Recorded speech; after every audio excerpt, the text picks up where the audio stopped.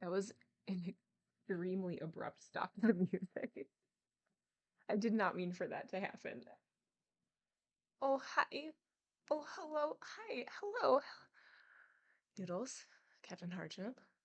Good to see you both. How are we doing today?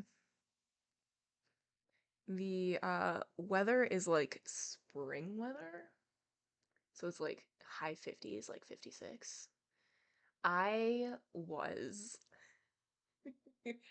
That's amazing. How are you feeling today after all of that insaneness? Oof. There's a backstory. Oh no. Oh, enjoy your walk, Wadsworth. Yes, it is the perfect weather for a walk. At least here it is. I'm assuming there as well. Enjoy your walk. I just went on a walk. I went to the library. Nobody's surprised by any of these any of these statements. And I picked up two books. Okay. I picked up Yerba Buena by Nina LaCour. LaCour? I do not know how to say her name. I have no idea what this book is about. Ooh. Ooh. Oh no, those were two different sentences. Sorry, Captain Hardship. Yeah, those were two different sentences. Two different thoughts. The person who was reading. Oh, rude. Well, I mean, you got a bunch of attention from it. You got a bunch of new followers, and it seems like a couple of them were really interested. So that's cool. But yeah, that does kind of sour it a bit. I'm sorry.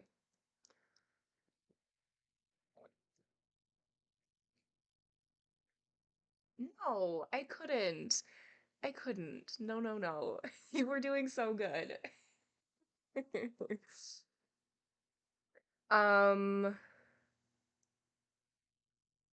Yes. You're buena. It's for a book club. I don't know anything about it.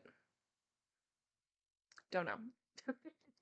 But oh, never mind. Somebody left a little like slip in here, but it's just like the slips that they put in for you to pick it up. I thought it was going to be something interesting, but it wasn't.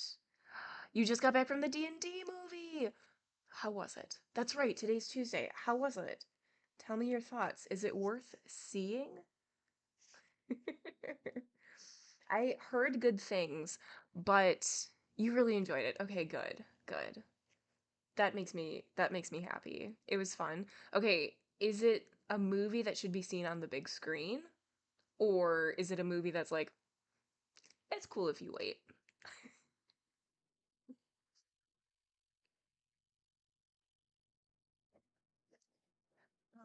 Mm. And then I picked up another book, Tomorrow and Tomorrow and Tomorrow by Gabriella Zevin. I feel like this book has been everywhere, everywhere. And all I know about it is video games. That's all I know. Oh, there's a word. Hold on. I see. So I got the large type. So instead, whenever there's like an italics in regular type, it's bolded. And so there's a bolded word back here, Ichigo, who's the main character in Bleach, and I'm just like, excuse me. But I don't think it has anything to do with with Bleach. But yeah, it has to do, the only thing I know about it is video games. That's it. And I was like, all right, we'll do this. We'll read this book. So we'll see. Hopefully it's exciting. Oh man, it spans 30 years in this book. That's tough. That's tough to have such a big time period and make it engaging and make you care, if that makes sense. Or maybe there's time skips. I don't know. I don't know. We'll have to find out. So yes, I picked up these two books. I returned a lot of books. Not all of the books did I finish. I did not finish Bad Gaze. And I don't know if I want to wait for it. I know. I was enjoying it too, but like when I put it down, it's the type of book like I'm enjoying it when I'm reading it. There's a lot of extra information thrown in that didn't necessarily add to the story or to the person's life. Like I understand why it was there, but I don't know, it got too in the weeds sometimes with the environment and with like the person's lineage rather than like with the person and what the person did. Um, so I stopped reading that. But I did watch Rotten Scoundrels. Oh my gosh, Dirty Rotten Scoundrels and The Jerk, and I returned both of those, and so good. I'm glad you guys forced me to watch it. Well, forced. It was a gentle, these are good, and I'm like, all right, well, I'm gonna watch it. There are certain scenes that are definitely served for the biggest screen possible. Okay, that's good to know. Okay, then I might need to mosey on over to the theater.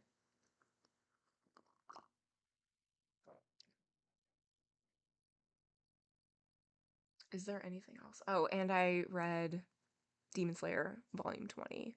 It's I know I say this every time, so I'm gonna make it brief. It's so good. The even I care about everybody. Even the people that are like the bad people. You're like, "Oh, this person is bad." But then you get their backstory and you're like, "Oh, oh no." Now I care about them and I don't want to, and it's so upsetting. One of the saddest backstories is from like a bad character or like a bad guy, and it's just it's heartbreaking. My heart is broken, but it's so good. Okay, that's enough because I could definitely be talking about it for literally forever. But that's not why we're here. Today, we're going to be continuing on in Don Quixote. We are up to we're going to be starting chapter, excuse me, 28. We're on page 225. Let's see if I can remember what happened last time. Last time, Don Quixote and Sancho Panza are up in the mountains, and Sancho is going to go deliver a note to Dulcinea, who isn't her name really isn't Dulcinea. They find out that Sancho finds out that he actually knows who Dulcinea is. It's not like some mythical person, but it's definitely not like a lady. Um so he's taking a note to her that says, like from Don Quixote that says like all of these extravagant things that he's going to do for her and like the love of his life, all of that stuff. Uh and he's also taking a note to Don Quixote's estate so that he can get 4 donkeys because Don Quixote promised them. So as he's leaving, he he's passing the inn where he was tossed around in a blanket, and he comes across the barber and the priest, which totally sounds like a joke. A barber and a priest walk into an inn. Uh, and they are the ones who were like burning the books at the very beginning of the book. All the chivalry books that Don Quixote was reading, they were the ones that were burning it. And so Don Quixote is like, "Oh, good to see you. This is what I'm doing. Oh no, I don't have it on me." He doesn't have either of the notes. So he tries to remember Dulcinea's note, or the note to Dulcinea. He butchers it completely, and saying like that he can have 4 donkeys, all of this stuff. The barber and the priest are have this idea that they are going to convince Don Quixote to come back home. And how they're going to do that is they are going to dress up. One is going to be a maiden in distress, and the other person, I don't remember what that role is. I don't remember. But it's like this whole thing where they're gonna get Don Quixote to like be chivalrous for this lady, and it's all a ruse to like get him back home. And so they decide to do that. They're following Sancho Panza back to the mountain where Don Quixote is, and they come across the rugged one, who is the guy who's just been like living in the mountains, and we get to hear the rest of his story. And I think that's where we left off. I don't think anything else has happened. Let's see. Yes, that's what happened. Cool, good memory. Every time I'm about to recap something, it's like, oh man, do I remember what happened? Maybe. And then I just start talking and things happen. But as always, if we come across something that I forgot to mention or references or names or anything like that, I can always pause and be like, hey, this is something that we already know. That sort of thing. So, snuggle in, my friends.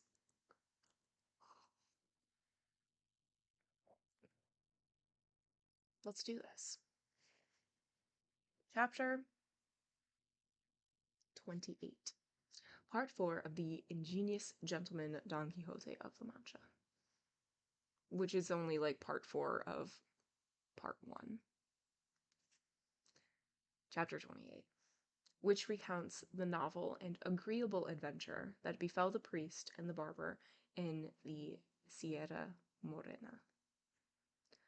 Most happy and fortunate were the days when the bold knight Don Quixote of La Mancha sallied forth into the world, since, because of his honorable resolve to resuscitate and return to the world the lost and dying order of knight-errantry, we can now enjoy in our own time, which is so in need of joyful entertainment, not only the sweetness of his true history, but also the stories and episodes that appear in it, and are, in some ways, no less agreeable and artful and true than the history itself, which, following its tortuous, winding, and meandering thread, recounts that, as the priest was preparing to console Cardenio, he was prevented from doing so by a voice that reached his ears and, in melancholy accents, said, "Hey, Red Talus, hello.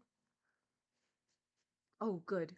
Let it be true that I have found the place that can serve as the hidden tomb for the heavy burden of this body, which I so unwillingly bear. It is, if the solitude promised by these mountains is not a lie. Oh, woe is me! What agreeable companions these rocks and brambles will be for my purpose. They will allow me, with my laments, to communicate my affliction to heaven, for there is none on earth for whom one can expect counsel for one's doubts, relief for one's complaints, or remedy for one's ills."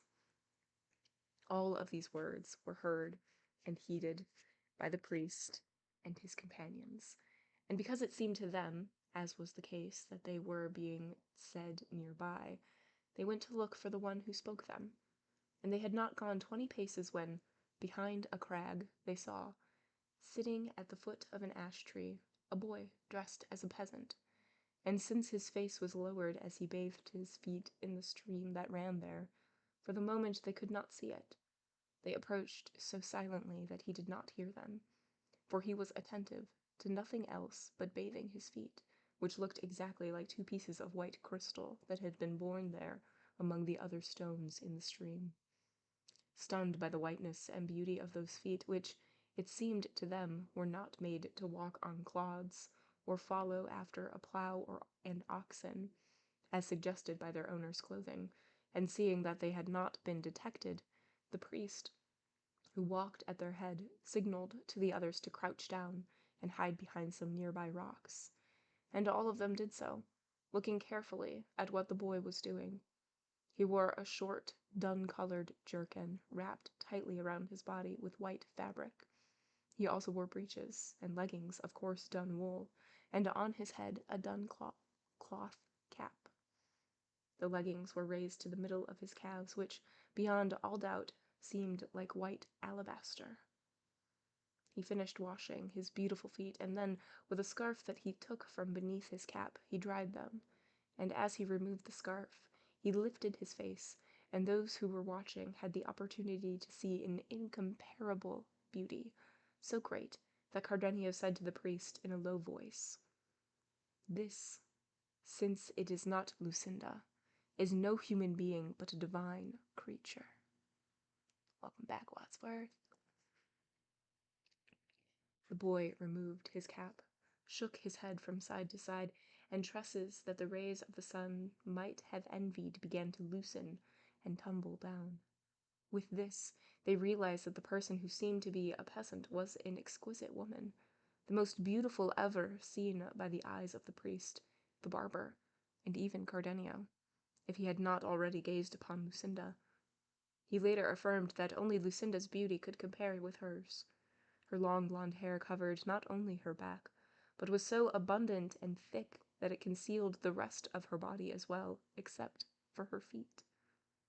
For a comb she used her hands, and if her feet in the water had looked like pieces of crystal, her hands in her hair seemed like driven snow, all of which further astonished those who were looking at her, and made them even more desirous of knowing who she was. For this reason they resolved to show themselves, and at the sound they made as they rose to their feet, the beautiful girl lifted her head, and moving the hair away from her eyes with both hands, she looked at those who were making the sound. As soon as she saw them, she leaped up, and, not taking the time to put on her shoes or pin her hair, she quickly seized a bundle that was beside her, and seemed to contain clothes, and attempted to flee, filled with confusion and alarm. But she had not taken 6 steps when, her delicate feet unable to withstand the jagged rocks, she fell to the ground. When the 3 men saw this, they drew near, and the priest was the first to speak, saying, "Stop, Signora, whoever you may be. Those you see here intend only to serve you. There is no need for so importunate a flight, because your feet will not endure it, and we shall not consent to it." Frightened and bewildered, she did not say a word in reply, and so they approached her, and the priest, taking her by the hand, continued to speak. "What your clothes, Signora, deny your hair reveals, a clear indication that the reasons cannot be inconsequential for disguising your beauty in clothing so unworthy, and bringing it to so desolate a place, where it is fortunate we have found you, if not to provide a remedy for your ills, at least to give you counsel. For as long as one has life, no ill can be so worrisome, or reach so great an extreme, that the one afflicted refuses even to listen to well-intentioned advice. And so, my dear Signora, or Signor, or whatever it is you wish to be, set aside the perturbation that the sight of us has caused you, and recount to us your situation, good or bad. For in all of us together, or in each of us separately, you will find someone to help you lament your misfortunes." As the priest spoke these words, the disguised girl seemed stupefied, looking at all of them, not moving her lips or saying a word, like a village rustic who is suddenly shown rare and strange things he had never seen before. But the priest continued speaking to the same effect, until she heaved a heavy sigh, broke her silence, and said, "Since the solitude of these mountains has not sufficed to hide me, and the loosening of my disheveled hair does not permit my tongue to lie, it would be useless for me to pretend something that you would believe more for the sake of courtesy than for any other reason.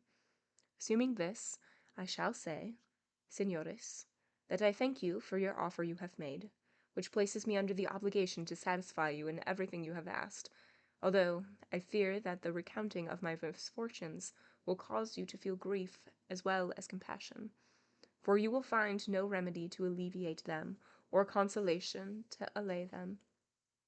Nonetheless, so that you will have no doubts about my honor, and since you have already learned that I am a woman, and have seen that I am alone and dressed in these clothes, things which, together or separately, can overthrow an honest reputation, I shall tell you that I should prefer to keep quiet if I could." The one who seemed so beautiful a woman said this without hesitating, and with so fluent a tongue and so gentle a voice, that they were astounded as much by her intelligence as her beauty. And repeating their offers and their pleas that she keep her promise, she did not need to be asked again.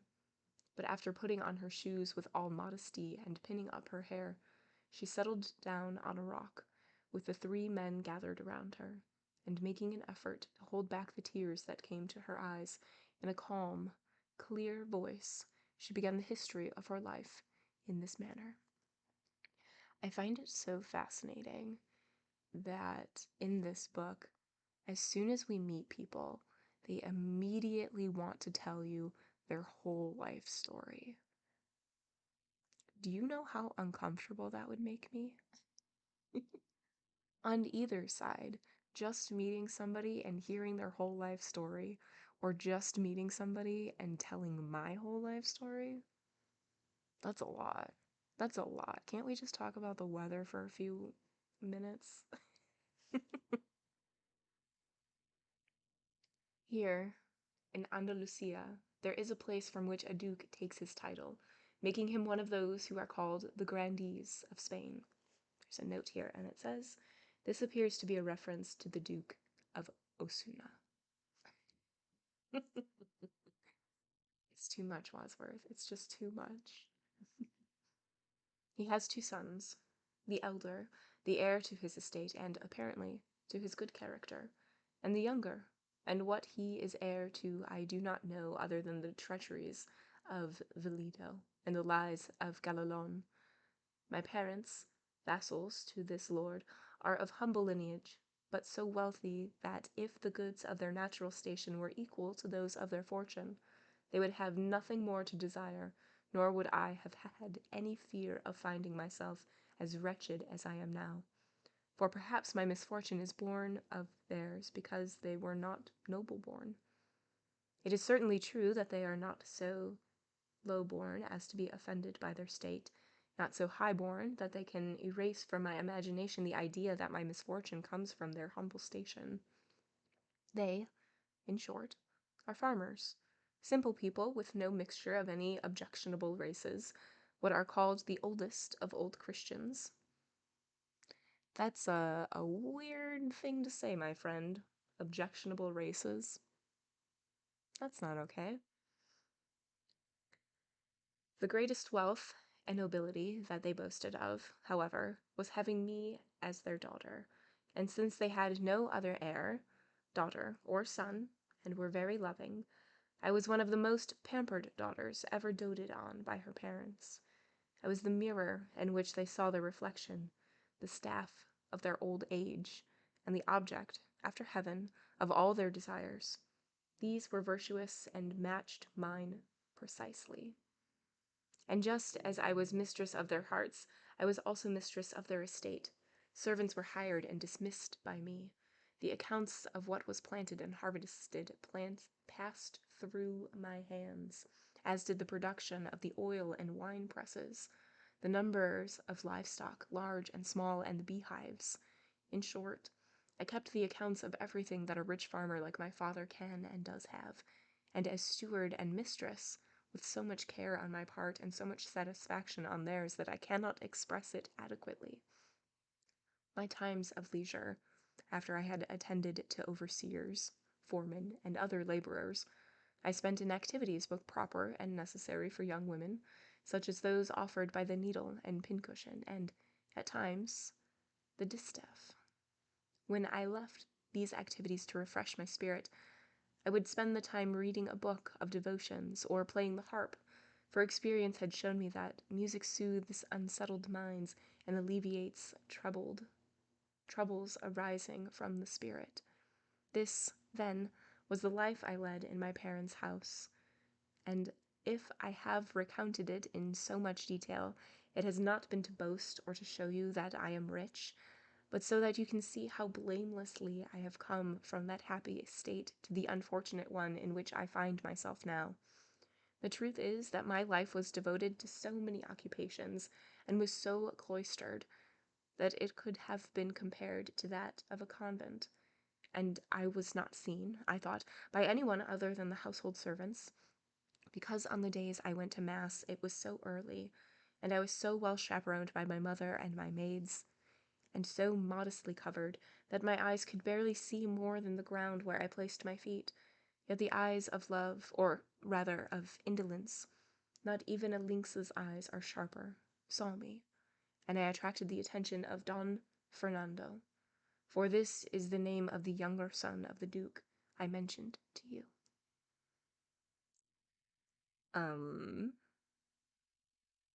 Okay. I was gonna say, we know Don Fernando, and in literally the next sentence, it acknowledges that we know Don Fernando. Oh, Noodles, thank you so much for contributing to Sunday's stream. Thank you.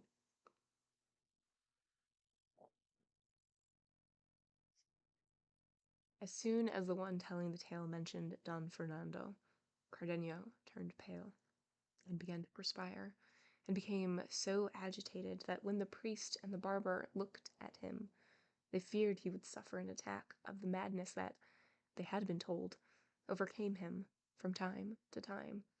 But Cardenio did nothing more than perspire and remain very still, staring fixedly at her and imagining who she was.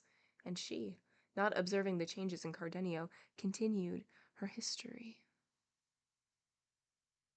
How are we feeling? It's good. We're so close to finishing the game. We'll finish it. It was a little frustrating with all the silly little things that nobody would ever think to do, but it was good. It's good. Oh, Retalis, thank you so much for the hydrate. Thank you, thank you. You can't even see what mug I'm using. I'm using my Powell's Bookshop mug. Yeah, yeah. So silly. But it's a good time. It's a good time to figure it out.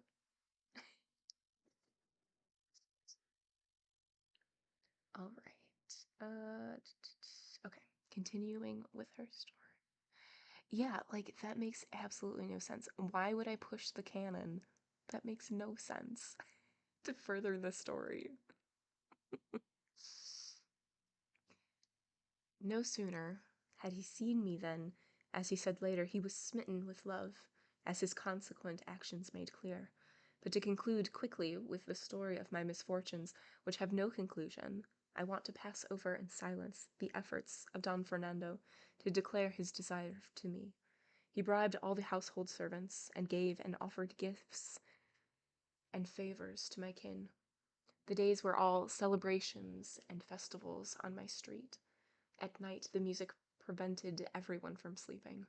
The love letters that mysteriously came into my hands were infinite, filled with a lover's words and offers, and more promises and vows than the letters used to write, all of which not only did not soften my heart, but hardened it, as if he were my mortal enemy, and everything he did to turn me to his will had the contrary effect. Not because I disliked Don Fernando's gallantry, or thought his wooing excessive, for it pleased me somehow to find myself so loved and esteemed by so distinguished a gentleman, nor did it trouble me to see my praises in his letters, for no matter how homely we women may be, it seems to me we always like to hear ourselves called beautiful. But my modesty opposed all this, as did the continual advice offered by my parents, who were well aware of Don Fernando's desires, for by now he did not care at all if anyone knew about it. My parents would tell me that their honor and reputation had been placed for safekeeping in my virtue and chastity, and I should consider the difference in rank between me and Don Fernando, which would allow me to see that his thoughts, although he said otherwise, were directed more toward his pleasure than my benefit. And if I wished to put up some kind of obstacle to make him abandon his unwarranted courtship, they would marry me immediately to whomever I chose from among the most notable men in our town and all the neighboring towns. Everything could be hoped for because of their great wealth and my good reputation. With these firm premises, as well as the truth of what my parents were telling me, I strengthened my resolve and refused to say a single word to Don Fernando in reply that might suggest even a distant hope of achieving his desire. All my precautions, which he probably interpreted as disdain, must have been the reason for his lascivious appetite becoming even more inflamed, for that is the name I wish to give to the desire he revealed to me, if it had been what it should have been. You would not know of it now, because there would not have been an occasion for me to tell you about it. Enjoy the shadows, Noodles. Oh, hey, Duffel Human. Good to see you. In short, Don Fernando learned that my parents were about to arrange my marriage in order to deprive him of any hope of possessing me, or, at least, to provide me with more safeguards to protect me, and this news or suspicion was the reason for his doing what you will now hear. One night I was in my bedroom, my sole companion a lady's maid, the doors carefully locked so that my virtue could not be endangered through some oversight. Without knowing or imagining how, despite these precautions and preventative measures, and in the solitude of this silent retreat, I found him standing before me. The sight of him perturbed me so much that I lost the sight in my own eyes, and my tongue became mute, and I was incapable of crying out, nor do I think he would have allowed me to do so, because he immediately approached and took me in his arms, because, as I have said, I was so distraught I did not have the strength to defend myself, and began to speak in such a manner that I do not know how it is possible for a lie to be so skillful, and its words so cleverly arranged that they seem to be the truth. The traitor's tears gave credibility to his words. His sighs confirmed their intention. I, poor girl, alone in the midst of my people, and inexperienced in such matters, began, I do not know how, to think his falsehoods were true, though his tears and sighs could not move me to a compassion that was less than virtuous, and so, as my initial fright faded, I began to recover some of my courage, and with more spirit than I thought I had, I said to him, if, Señor, I were in the clutches of a savage lion as I am in your arms now, and I could be sure of freeing myself by doing or saying something to the detriment of my modesty, I could no more do or say it than I could undo the past. Therefore, if you hold my body fast in your arms, your soul is bound by my virtuous desires, which are entirely different from yours, as you will see if you attempt to achieve them by force. I am your vassal, but not your slave. The nobility of your blood does not have, nor should it have, the power to dishonor and scorn the humbleness of time. I, a low-born farmer, esteem myself as much as you, a noble lord, esteem yourself. Your force will have no effect on me, your wealth will have no hold for me, your words will not deceive me, and your sighs and tears will not soften me. If I were to see any of the things that I have mentioned in the man to whom my parents were to give me in marriage, I would adjust my will to his, and my will would not deviate from his in any way, as long as I were to keep my honor. Even without desire, I should willingly give what you, Señor, are now attempting to obtain by force. I have said this because you must not think that a man who is not my legitimate husband can obtain anything from me. If this is all that concerns you, O beautiful Dorothea, for that is the name of this unfortunate woman, said the traitorous nobleman, here and now I offer you my hand to be your husband, and let heaven, which sees all things, and the image of Our Lady that you have here, bear witness to this truth. When Cardenio heard her say that her name was Dorothea, he became agitated again, confirming the truth of his initial suspicion, but he did not want to interrupt the story, for he wished to see how it turned out, although he almost knew the ending. He said only, "Then Dorothea is your name, Señora. I have heard of another with the same name whose misfortunes may be equal to your own.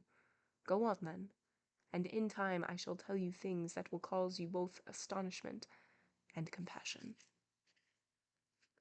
Dorothea listened to Cardenio's words, and noticed his strange, ragged clothes, and asked that if he knew anything about her affairs, he should tell her so immediately, for if fortune had left her with anything of value, it was the courage to endure any disaster that might occur, since in her opinion nothing could be worse than the one that had already befallen her. If what I imagine were true, I should lose no time, Senora, responded Cardenio, in telling you what I think, but now is not the right time, and it is not at all important that you know it. Whatever it may be, responded Dorothea, I shall go on with my story. Don Fernando picked up a holy image that was in the room and called on it to witness our betrothal. With persuasive words and extraordinary vows, he promised to be my husband, although before he finished speaking I told him to think about what he was doing and to consider how angry his father would be. Hi, some bits. Infinite Gamer.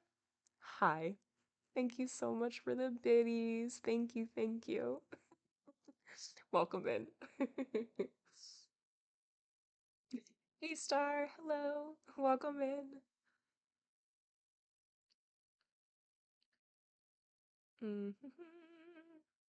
Okay. With persuasive words and extraordinary vows, he promised me to be my husband, although before he finished speaking, I told him to think about what he was doing and to consider how angry his father would be to see him married to a peasant, his vassal. He should not allow my beauty, such as it was, to blind him, for it was not great enough for him to find in it an excuse for his mistake. If he wished to do me a good turn for the sake of the love he felt for me, he would let my fate conform to the demands of my rank, for in marriage, that are so unequal, the joy with which they begin never lasts very long. All these words that I have said now I said to him then, as well as many others that I cannot recall, but they had no effect, and could not deflect him from his purpose, just as a man who has no intention of paying buys in haste, ignoring all the reasons he should not make the purchase. And then I had a brief dialogue with myself, saying, yes, I shall not be the first woman who by way of matrimony has risen from a humble to a noble estate, and Don Fernando will not be the first man moved by beauty or irrational attraction, which is more likely, to take a wife unequal to him in rank. If I am not doing anything that has been done before, it is a good idea to accept the honor that fate offers me, even if the love he shows me lasts no longer than the satisfaction of his desires. For after all, in the sight of God I shall be his wife, and if I try to reject him with disdain, I can see that if he does not achieve his ends in the proper way, he will use force, and I shall be dishonored and have no excuse when I am blamed by those who do not know how blameless I find myself in this situation. What arguments will be enough to persuade my parents and others that this nobleman entered my bedroom without my consent? Lil Bean is a mooch. We're all just here for Lil Bean, including myself. Also, Star, thank you so much for contributing to Sunday's stream.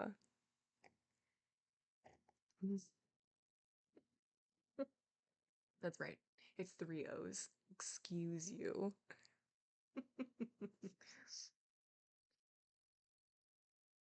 All of these questions and answers I resolved in an instant in my imagination, and even more important, I began to feel inclined to what was, without my knowing it, my perdition. Convinced by Don Fernando's vows, the witnesses he called upon, the tears he shed, and finally, his disposition and gallantry, which, along with so many displays of true love, were enough to vanquish even a heart as unencumbered and chaste as mine. I called my maid so that a witness on earth might join those in heaven. Don Fernando, again, repeated and confirmed his vows. As witnesses, he added new saints to the earlier ones. He called down on himself 1,000 future curses if he did not keep his promise to me. Tears filled his eyes again, and his sighs continued. He clasped me even tighter in his arms, from which he had never released me. Then my maid left the room. I ceased to be one, and he became a traitor and a liar. The day following the night of my misfortune did not come as quickly as I think Don Fernando desired, for when the demands of the appetites are met, the greatest pleasure is to leave the place where one has satisfied them. I say this because Don Fernando hastened to leave me, and through the ingenuity of my maid, the same one who had brought him here. Before dawn he found himself on the street, and when he took his leave he said, though not with the same eagerness and fervor as when he had arrived, that I could be certain that his faith was true, and his vows steadfast and unalterable. As further confirmation of his word, he removed a magnificent ring from his finger and put it on mine. Then he left, and I do not know if I was sad or happy. I can say that I was confused and pensive and almost beside myself because of this new turn of events. I did not have the heart, or did not think, to reprimand my maid for her treachery at allowing Don Fernando into my bedroom, because I did not yet decide if what had happened to me was good or bad. Star, you're totally right. My arm would just be, it would be a mess.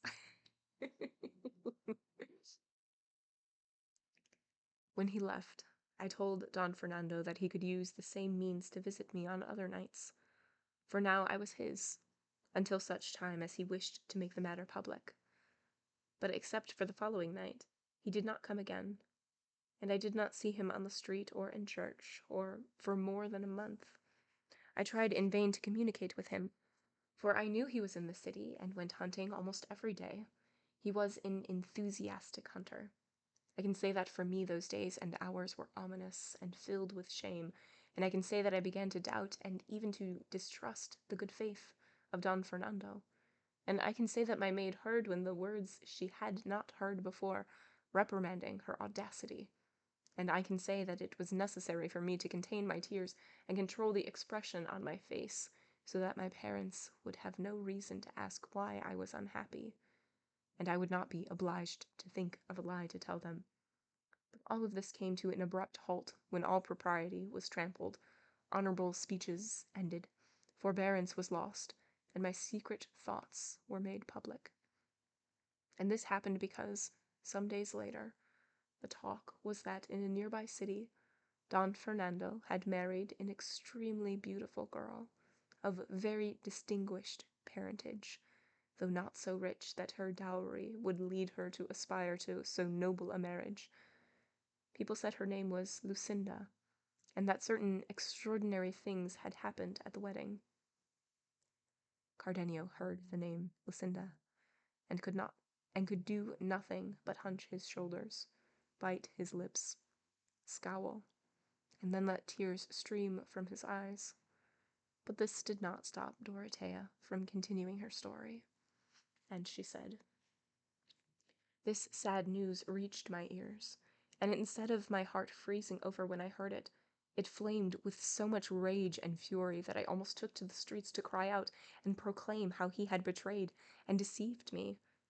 But then my anger began to cool when I thought of a plan that I put into effect that very night, which was to put on these clothes, given to me by one of the men called shepherd's helpers by farmers, who was a servant of my father's. I told him about my misfortune and asked him to accompany me to the city where I believed my enemy would be found. He, after reprimanding me for my rashness and condemning my decision, saw that I was determined and offered to help, and offered to keep me company, as he called it, to the ends of the earth. I quickly put a dress and some jewels and money into a linen pillowcase in the event I needed them, and in the silence of the night, without saying anything to my treacherous maid, I left my house, accompanied by my servant, and many apprehensions, and started out for the city on foot, although my feet flew with the desire to reach my destination, if not to prevent what I considered already accomplished, at least to ask Don Fernando to tell me how he had had the heart to do it. I arrived in 2.5 days, and as I entered the city I asked for the house of Lucinda's parents, and the first person I asked responded with more than I wished to hear. He told me where their house was located, and everything that had occurred at the wedding of their daughter, which was so well known that people throughout the city were gathering in groups to talk about it. He told me that on the night Don Fernando married Lucinda, after she said yes, she had fallen into a dead faint, and when her husband came to loosen her bodice and give her air, he had found a letter written in Lucinda's hand, which stated and declared that she could not be Don Fernando's wife, because she was the wife of Cardenio, who was, according to what the man told me, a very distinguished gentleman from the same city, and if she had agreed to marry Don Fernando, it was in order not to disobey her parents. In short, he told me that the letter said that she had intended to kill herself when the ceremony was over, and in the letter she gave her reasons for taking her life, all of which, they say, was confirmed by a dagger that was found hidden in her clothing. When Don Fernando saw this, it seemed to him that Lucinda had mocked and scorned and humiliated him, and he threw himself at her while she was still in a swoon, and with the same dagger tried to stab her, and would have done so if her parents and the other parents had not stopped him. People also said that Don Fernando left immediately, and Lucinda did not recover from her swoon until the following day, and then she told her parents that she was the true wife of this Cardenio whom I have mentioned. I learned more. People were saying that Cardenio had been present at the wedding, and when he saw her married, something he never thought possible, he left the city in despair, but first wrote a letter in which he revealed how Lucinda had wronged him, and how he was going to a place where no one would ever see him again. All of this was widely known throughout the city, and everyone was talking about it, and talked about it even more when they learned that Lucinda had disappeared from her parents' house and from the city, and was nowhere to be found, and that her parents were distraught and did not know what to do to find her. What I heard revived my hopes, and I considered it better not to have found Don Fernando than to have found him married, for it seemed to me that the door to my remedy was still not completely closed. Assuming that heaven might have placed that impediment to his second marriage in order to make him realize that he owed the first, and to remember that he was a Christian who had a greater obligation to his soul than to human interests. I resolved all of these things in my imagination, and was consoled without consolation, inventing distant, faint hopes in order to live a life which I now despise. Infinite Gamer. Super light and gentle. While I was in the city, not knowing what to do since Don Fernando was nowhere to be found, a public proclamation reached my ears, promising a large reward to the person who found me, and giving a description of my age and my clothes I was wearing.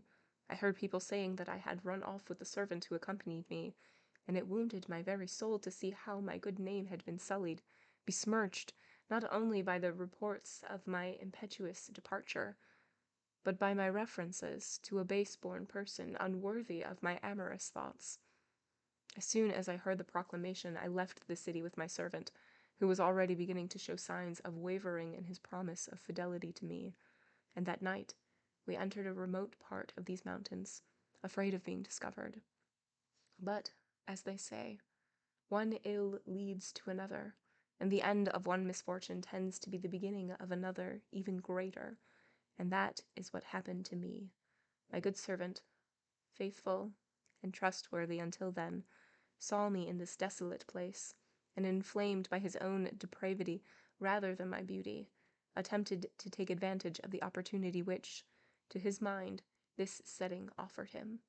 With little shame and less fear of God or respect for me, he tried to persuade me to make love to him, and seeing that I responded with words of censure and rebuke to his outrageous proposals, he set aside the entreaties that he thought at first would succeed, and began to use force. But heaven is just, rarely or never failing to regard and favor righteous intention, and it favored mine, so that with my scant strength and not too much effort, I pushed him over the precipice, where I left him, not knowing if he was dead or alive. Then, with more speed than my fear and exhaustion really allowed, I entered these mountains. My only thought and plan was to hide, to flee my father and those who had sent to look for me. This was my desire when I came here. I do not know how many months ago. I found a drover who took me on as a servant in a place deep in the Sierra, and I have worked as a shepherd's helper all this time, trying always to be out in the fields in order to hide this hair that now, so unexpectedly, has been revealed.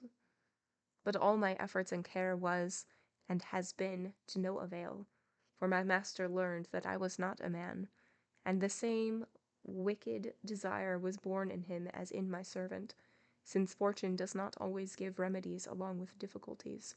I found no precipice or ravine where I could push the master and save myself as I had with the servant, and so I thought it was less difficult to leave him and take refuge again in this desolate places than to test my strength or my reasoning with him.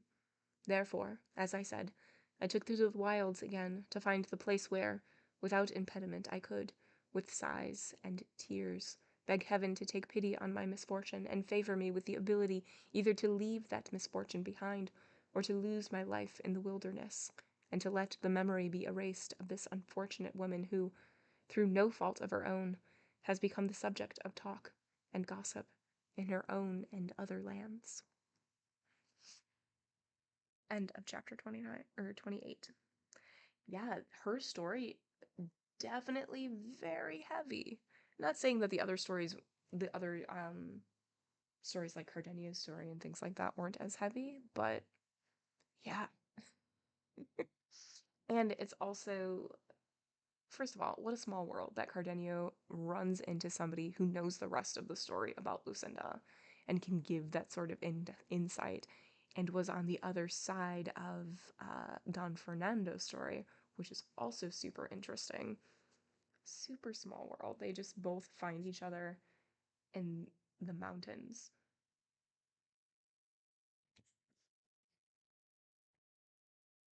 Mm-mm-mm.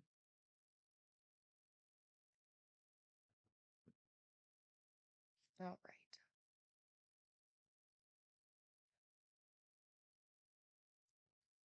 Okay. Okay. We're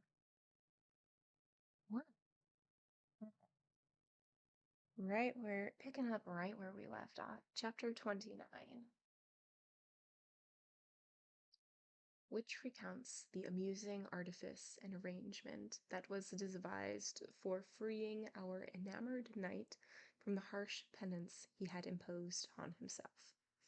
And there is a note, and it says, in the first edition, this was the epigraph for chapter 30, while the one for chapter 29 appeared before chapter 30.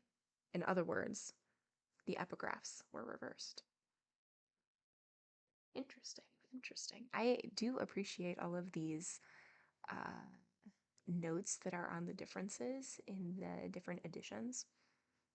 Fascinating. Okay. This is, Signores, the true history of my tragedy.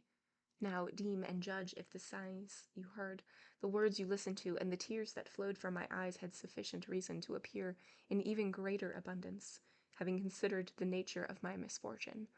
You will see that consolation would be useless, since the remedy is impossible. All I ask of you, this is something you can and should do very easily, is that you advise me where I can spend my life without being overwhelmed by the fear and terror I have of being discovered by those who are searching for me. Although I know the great love my parents have for me guarantees that I shall be welcomed by them, I am filled with so much shame that I think that I must appear before them in a state different from the one they had counted upon, that it seems better to exile myself forever from their sight rather than see their faces and think that they are looking at mine, when it is far removed from the chastity they had a right to expect of me. Hey, Falcor, welcome in. She fell silent after she said this, and her face flushed with a color that clearly showed the grief and shame in her soul. The souls of those who had listened to her felt as much compassion as astonishment at her misfortune, and although the priest immediately wanted to console and advise her, Cardenio stepped forward first, saying, so then, Signore, you are the beautiful Dorothea, the only child of the wealthy Clenardo. Dorothea was surprised to hear her father's name, and to see the wretched condition of the man who named him, for the rags Cardenio wore have already been mentioned, And therefore she said to him, "And who are you, friend, that you know my father's name? If I am not mistaken, in recounting the story of my misfortune, I have not spoken his name." "I am, Signora," responded Cardenio, "that luckless man who, as you have told us, Lucinda declared to be her husband. I am the unfortunate Cardenio, and the wicked purpose of the man who has brought you to the condition in which you find yourself has driven me to the one in which you see me now, ragged, naked, bereft of all human consolation, and, what is worse, bereft of reason, except when it pleases Heaven to grant it to me for some brief time. I, Dorothea, am the one who witnessed the wrongs committed by Don Fernando, the one who waited until Lucinda spoke the words that made her his wife. I am the one who did not have the courage to see the consequences of her swoon or the outcome of the letter found in her bosom, because my soul could not bear to see so many misfortunes together. And so I abandoned the house and my forbearance, and gave a letter to the man who was my host, asking him to deliver it into Lucinda's hands, and came to his solitary place where I intended to end my life, which from that moment on I despised as if it were my mortal enemy. But fate was not wished to take it from me, being satisfied with taking my reason, perhaps wanting to preserve me for the good fortune I have had in finding you. For if what you have recounted is true, as I believe it is, it well might be that Heaven has in store a more favorable conclusion to our calamities than we might imagine. Since Lucinda cannot marry Don Fernando because she is mine, and Don Fernando cannot marry her because he is yours, and she has openly declared this, we can reasonably hope that Heaven will restore to each of us what is ours. For it is still intact, not given away or destroyed, and since we have this consolation, not born of remote hopes, or founded on wild imaginings, I beg you, Signora, to come to another decision in your honorable thoughts, as I intend to do in mine, and prepare to expect better fortune. I give you my vow as a gentleman and a Christian not to abandon you until I see that you are Don Fernando's, and if reason cannot persuade him to recognize his duty to you, then I shall use the prerogative I have as a gentleman to legitimately challenge him and right the wrong he has done you, and I shall not think of the offenses committed against me. Vengeance, for which I leave to Heaven, so that here on earth I may attend to those committed against you." Dorothea was overwhelmed when she heard Cardenio's words, and because she did not know how to express her thanks for so noble an offer, she attempted to kiss his feet, but Cardenio would not permit it, and the legislate responded for himself and the barber, and approved Cardenio's fine speech, and in particular asked, advised, and urged them to accompany him to his village, where they could obtain the things they lacked, and decide how to find Don Fernando, or return Dorothea to her parents, or do whatever they thought most appropriate. Cardenio and Dorothea thanked him, and accepted his offer of help. The barber, who had reacted to everything with amazement and silence, also made a courteous speech, and offered, with no less enthusiasm than the priest, to serve them in any way he could. He also recounted briefly the reason that had brought them there, the strangeness of Don Quixote's madness, and how they were waiting for his squire, who had gone to find him.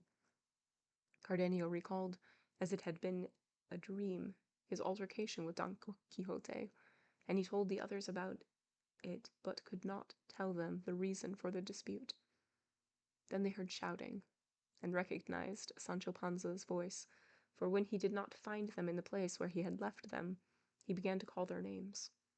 They came out to meet him, and when they asked about Don Quixote, he said he had found him naked except for his shirt, thin, yellow, famished, and sighing for his lady Dulcinea, although he had told his master that she had ordered him to leave that place and go to Toboso, where she was waiting for him. Don Quixote had responded that he was resolved not to come before his beauteous until such time as he had performed such feats as would render him delivering her grace. And Sancho said that if this were on much longer, Don Quixote ran the risk of not becoming an emperor, as he was obliged to do, or even an archbishop, which was the least he could be. For this reason, they should think about what had to be done to get him out of there. Oh, hello, Psychotic Yoshi. Good to see you.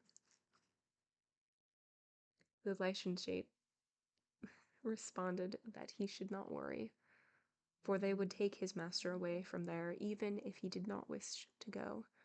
Then he told Cardenio and Dorotea what they had planned as a remedy for Don Quixote, or, at least, as a way to take him home, to which Dorotea responded that she could play the afflicted damsel better than the barber, and, what is more, she had with her the clothes to play the part naturally, and they could trust her to know how to do everything necessary to carry their intention forward, as she had read many books of chivalry, and knew very well the style used by damsels in distress when they begged boons of knights-errant. Well, nothing else is necessary, said the priest, than to put the plan into effect immediately. Fortune no doubt favors us, since she has begun so unexpectedly to open the door to your remedy, my friends, and has provided us with what we needed. Then Dorotea looked from her pillow slip a dress made of a certain fine woolen cloth, and a mantilla made of another attractive green fabric, and from a small box, she took a necklace and other jewels, and with these she adorned herself, and in a moment resembled a rich, great lady. All of this, and more, she said she had removed from her house in the event she needed them, and until now she had not had the opportunity to make use of them.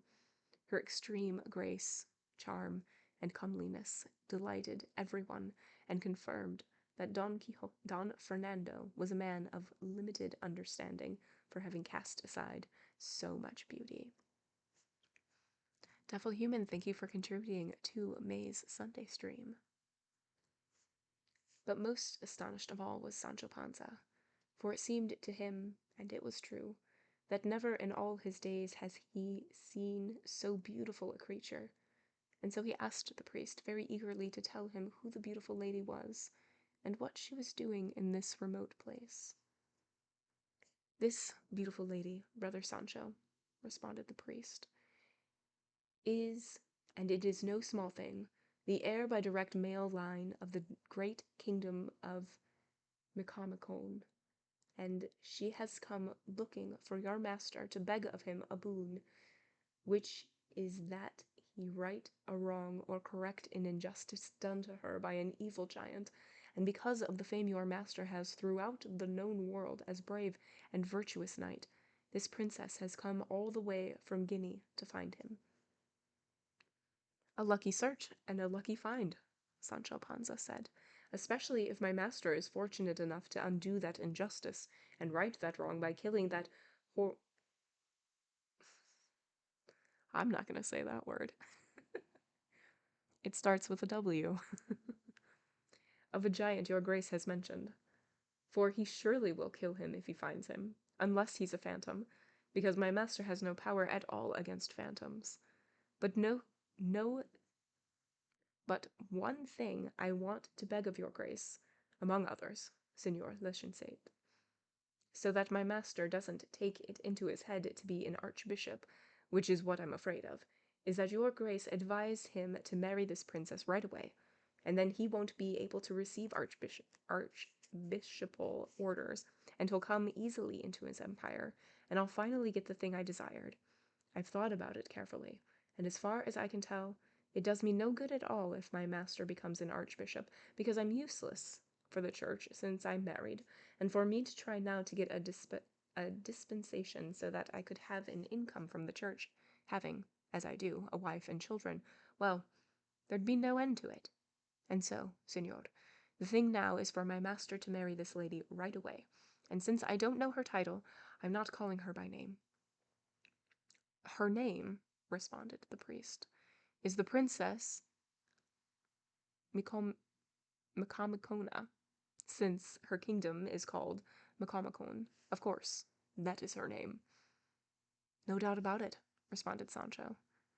I've seen lots of people take the name and lineage of the place where they were born, calling themselves Pedro de Alcalá, Juan de Ubeda, or Diego de Valladolid. And they must have the same custom here in Guinea, so queens take the name of their kingdoms. That must be the case, said the priest. And as for your master marrying, I'll do everything in my power to bring that about. This made Sancho happy, and the priest was astounded, both by his simplicity and by how his imagination was filled with his master's nonsensical ideas. For Sancho believed beyond the shadow of a doubt that Don Quixote would become an emperor. Exactly. That is how I got my name. By now Dorothea had mounted the priest's mule, and the barber had attached the oxtail beard to his face, and they told Sancho to lead them to Don Quixote, and warned him not to say that he had recognized the licentiate or the barber, because the whole matter of his master becoming emperor depended on their not being recognized. The priest and Cardenio, however, did not want to accompany them. Cardenio because he did not wish to remind Don Quixote of their dispute, and the priest because his presence was no longer needed. And so they allowed the others go ahead while they followed slowly on foot. The priest did not fail to remind Dorothea of what she had to do, to which she replied that there was no need to worry. Everything would be done to the letter, exactly as demanded and depicted by the books of chivalry. They had ridden approximately 3/4 of a league when they caught sight of Don Quixote among some crags, dressed now, but not wearing his armor, and as soon as Dorothea saw him, and was informed by Sancho that this was Don Quixote, she applied the whip of her palfrey, followed by the well-bearded barber. And there is a note after palfrey, and it says, the kind of gentle horse normally ridden by women and referred to frequently in novels of chivalry. Cervantes uses the term for comic effect since Dorothea is riding a mule. And when they reached him, the squire leaped off the mule and took Dorothea in his arms, and she, dismounting very gracefully, went to kneel before Don Quixote. And although he struggled to lift her up, she, still kneeling, spoke to him in this manner. I shall not rise up from this place, O valiant and brave knight, until the goodness and courtesy grant me a boon, which will redound to the honour and renown of thy person, and to the benefit of the most disconsolate and aggrieved damsel e'er seen by the sun.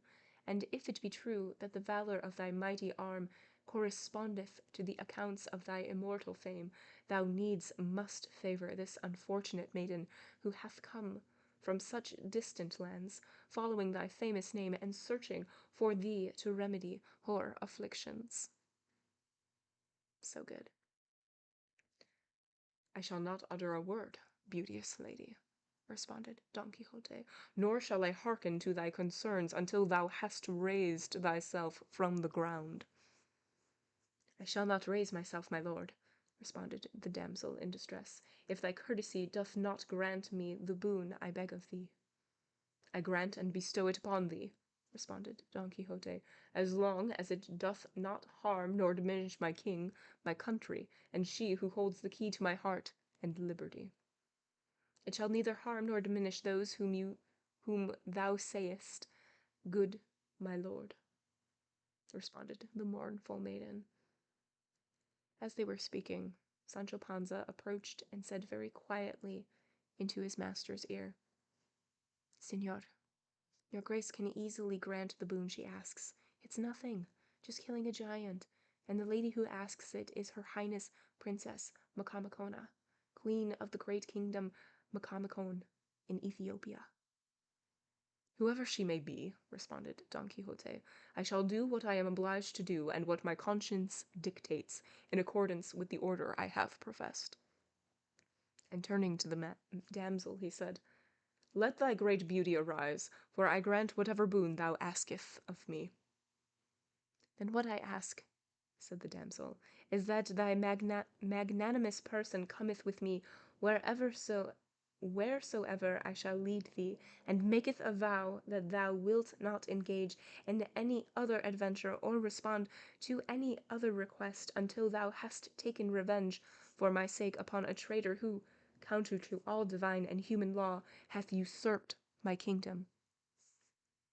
I say that I do grant it in this wise, responded Don Quixote, and therefore thou mayest, señora, from this day forth, cast off the melancholy that afflicts thee, and let thy faint hope take on new vigour and strength, for, with the hope of God and this my arm, thou wilt soon see thyself restored to thy kingdom, and seated on the throne of thy great and ancient state, in spite of, and despite, the base cowards who wisheth to deny it to thee. And now to work, for they saith that in delay there lieth danger. The aggrieved maiden struggled insistently to kiss his hand, but Don Quixote, a discreet and courteous knight in all things, would not consent.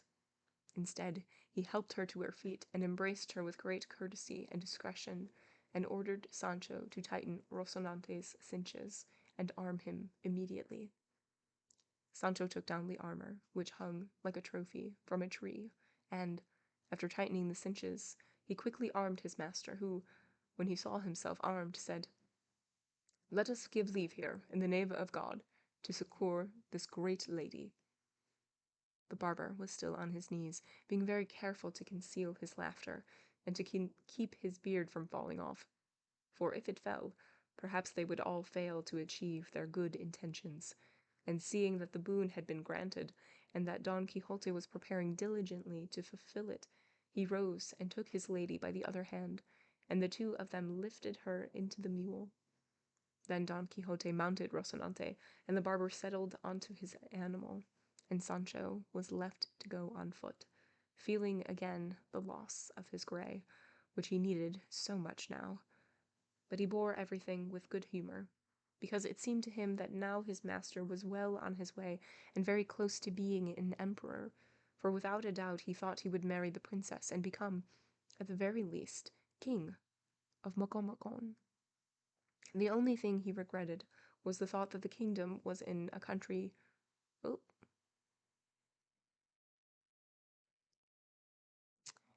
That is racist. Okay, let's see. Let's see. Let me finish reading this part. And then we'll see how I can translate it. Okay. Um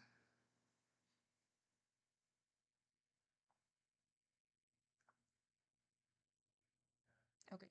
So he's commenting on the color skin of people who are in this country, the country where Mocomocon is, and saying like, well, what difference does it make if they are this color?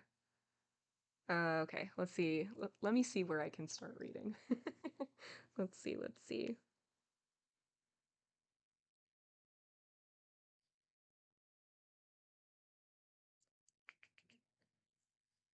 Okay. Okay. We'll be a little bit careful, but here we go. Okay, so he says, like, what difference does it make, like, what color they are? All I have to do is put them on a ship and bring them to Spain, where I can Nope. Nope, nope, nope. Not gonna say that. Okay. Sorry. Sorry. Wasn't expecting that. Okay.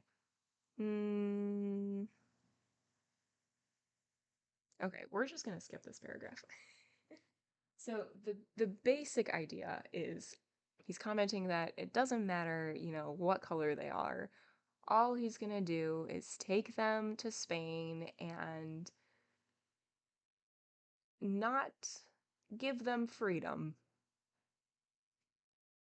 But yes, wasn't ready for that. Okay. Yeah. Okay, let's see. Here we go. Now we're talking about other people. Cardenio and the priest watched all of this through the brambles, and they did not know what pretext they could use to join the others. But the priest, who was the great plotter, thought immediately of what they could do to achieve their desire, and with a pair of scissors he carried with him in a case, he quickly cut off Cardenio's beard and dressed him in a grey jacket, and gave him his short black cape, while he was left wearing doublets and breeches, and Cardenio's appearance was so changed from what it had been before that he would not have recognized himself if he had looked in a mirror. When this had been done, although the others had already moved on while they were disguising themselves, they easily reached the king's highway before them, because the thickets and rough terrain in those places make travel more difficult for those on horseback than for those on foot. Or dance. Thank you so much for the follow. Yeah, old books, you think you're fine, and then all of a sudden, they just throw things at you that you're just not ready for. Yeah. Definitely. In fact, they positioned themselves on the plain at the entrance of the Sierra, and as soon as Don Quixote and his companions emerged, the priest began to stare at him, showing signs that he recognized him. And after looking at him for a long time, he went towards him, his arm wide open, and called out, "Well met, O paragon of chivalry, my good compatriot Don Quixote of La Mancha, flower of gallantry, protector and defender of the weak, quintessence of knight-errantry."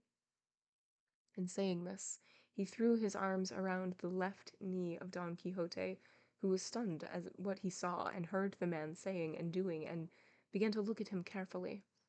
At last he recognized him and was astonished to see him, and made a great effort to dismount, but the priest would not allow it, for which reason Don Quixote said, "Your grace, señor, permit me to dismount, for it is not right that I remain on horseback while a reverend person like your grace goes on foot." "Under no circumstance shall I agree to that," said the priest.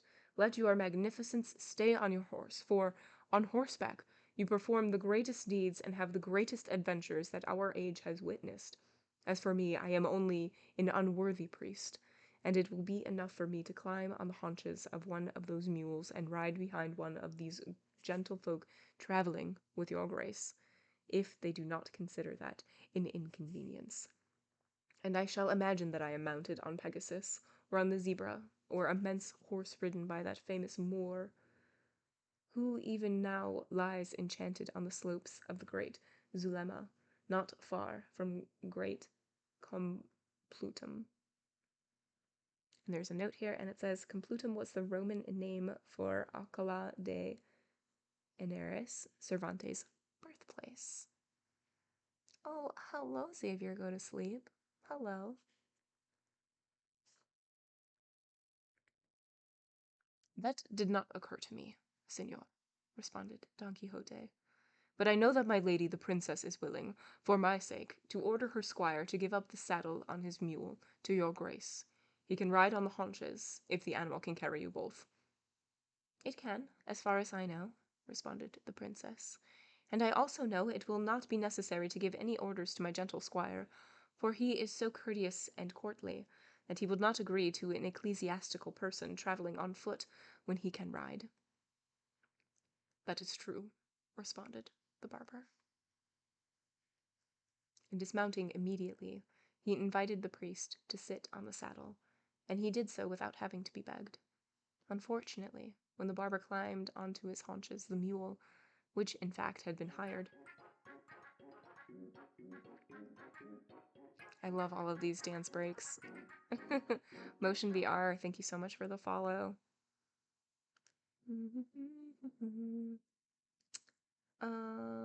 Okay. And dismounting immediately, he invited the priest to sit on the saddle, and he did so without having to be begged. Unfortunately, when the barber climbed onto his haunches, the mule, which in fact had been hired, which is enough to indicate how bad it was, raised his hindquarters a little and gave 2 kicks into the air, and if they had landed on Master Nicholas's chest or his head, he would have cursed the day he came after Don Quixote. As it was, they startled him so much that he fell to the ground, paying so little attention to his beard that it fell to the ground as well. And when he found himself without it, all he could do was cover his face and both hands and complain that his teeth had been broken. Don Quixote, when he saw that great clump of beard with no jaw and no blood lying far from his face of the fallen squire, said, "As God lives, what a great miracle this is!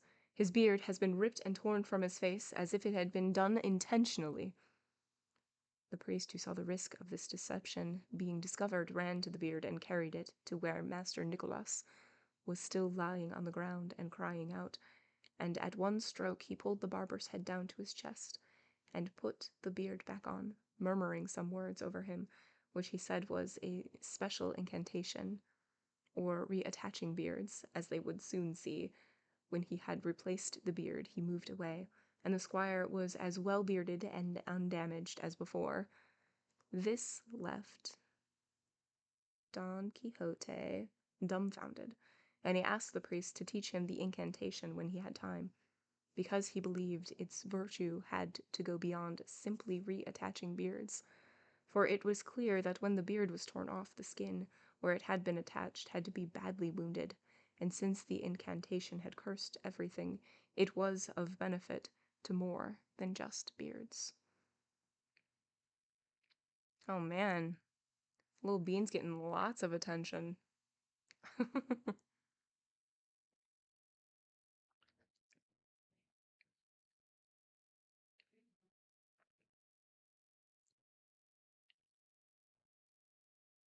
That is true. That is true, said the priest, and he promised to teach it to him at the first opportunity. They agreed that the priest would mount the mule for the moment, and the three of them would take turns riding until they reached the inn, which was some 2 leagues away, with 3 of them riding, that is, Don Quixote, the princess, and the priest, and the 3 of them walking, to wit, Cardenio, the barber, and Sancho Panza. Don Quixote said to the damsel, "Your Highness, Señora, lead us wherever you please." And before she could respond, the lecensate said, "Toward which kingdom does your majesty wish to go? Is it by chance Micomicon? It must be, or I know little of kingdoms." She was very sharp-witted, and understood what her answer had to be, and so she said, "Yes, señor, I am going to that kingdom." "If that is true," said the priest, "we have to pass through the center of my village, and from there your grace will take the road to Cartagena, where, with good fortune, you can embark. And if there is a favorable wind, a calm sea, and no storms, in a little less than 9 years you can be in sight of the great Miona. I mean, Meotives Lagoon. Sorry for butchering that name, which is a little more than 100 days' travel from your majesty's kingdom." And there is a note here after Meona. It says, Meona means urinating frequently and is often used to describe newborn infants. There we go. "Your grace is mistaken, señor," she said, "because I left there less than 2 years ago, and the truth is I never had good weather, and despite all this I have succeeded in seeing the one I longed to see, which is to say, Señor Don Quixote of La Mancha, news of whom reached my ears as soon as I set foot in Spain, moving me to seek him in order to commend myself to his courtesy, and entrust my just cause to the valor of this invincible arm." "No more. Let my praises cease," Don Quixote said then, "because I am the enemy of any kind of flattery, and even if this is not flattery, such talk offends my chaste ears. What I can say, my lady, is that whether or not I possess valor, whatever valor I do or do not possess will be used in your service until the end of my life. Leaving this aside for the moment, I beg your grace, señor, to tell me the reason that has brought you to this place, alone, and so lacking in servants, and so lightly clad that it astounds me." "I shall reply to that briefly," responded the priest, "because your grace must know, Señor Don Quixote, that I and Master Nicholas, our friend and barber, were going to Sevilla to to collect a certain sum of money that a kinsman of mine, who went to the Indies many years ago, had sent to me. No small sum, since it amounts to more than 60,000 essayed pesos, which are worth twice as much as ordinary ones. Yesterday, as we were traveling through this area, 4 highwaymen assaulted us and took everything, even our beards. Because of that, it suited the barber to put on a false one, and even this young man here, and he pointed to Cardenio, they transformed completely. Strangely enough, it is common knowledge all around this area that the men who assaulted us were galley slaves, freed, they say, in this very spot, by a man so brave that despite the commissary and the guards, he released them all. There can be no doubt that he was out of his mind, or as great a villain as they, or a man without soul or conscience, for he wanted to set the wolf loose in the midst of the sheep, the fox in the midst of the chickens, the fly in the midst of the honey. He wanted to defraud justice and oppose his king and natural lord, for he opposed his just commands. As I say, he wanted to deprive the galleys of their oars and throw the Holy Brotherhood, which had been at peace for many years, into an uproar. In short, he has committed an act by means of which one loses one's soul and does little good for one's body. Okay, this is referencing things that have already happened. So the beard they cut off, like that has nothing to do with anything else. And the story that they're saying that they were robbed by these galley slaves and like they even took our beards, like that sort of thing. They are commenting that Don Quixote just freed a bunch of slaves. That's what they're saying. And trying to make reference to that. Sancho had told the priest and the barber about the adventure of the galley slaves, which his master had concluded so gloriously, and for this reason the priest was very harsh when he referred to it in order to see what Don Quixote would do or say. He changed color at each word, and did not say that he had been the liberator of those good people. These men, then, said the priest, were the ones who robbed us. May God, in his mercy, pardon the man who did not allow them to be taken to the punishment they deserved. You know, that was the end of the chapter. Cervantes is very good at reminding us when things are referenced. And I also feel the need to remind, at least for myself, when things are mentioned, to be like, oh yeah, that's when this happened. And I should just read like the next paragraph anytime this happens, because it seems like Cervantes is like, I got you. This is what it's referencing. He already knows the story. This is what's happening. So I should just calm down, basically. Clearly, Cervantes has our back.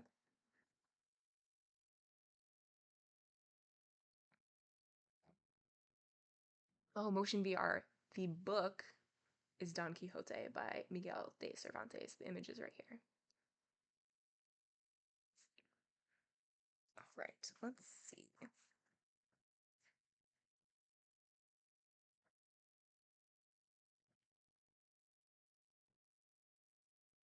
So, Core, thank you so much for contributing to Sunday's stream.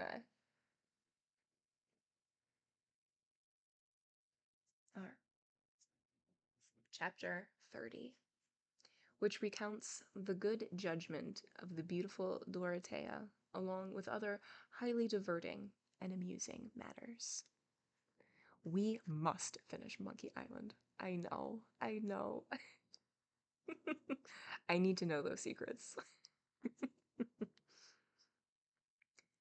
No sooner had the priest finished speaking than Sancho said, "Well, by my faith, senor, the man who did that deed was my master. I don't think I didn't tell him beforehand and warn him to be careful about what he was doing, and say it was a sin to free them, since all of them were there because they were great villains." "Imbecile," said Don Quixote. "It is not the responsibility or concern of a knight-errant to determine if the afflicted, the fettered, and the oppressed whom he meets along the road are in that condition and suffering that anguish because of misdeeds or kind acts.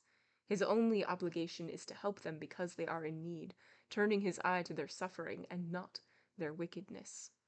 And I encountered a rosary, a string of disheartened, unfortunate people, and I did for them what my religion asks of me.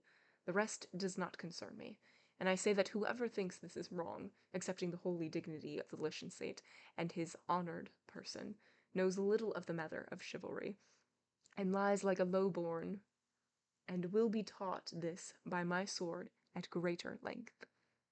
And there is a note after when he says, I did for them what my religion asks. It says, in this context, religion signifies the order of chivalry.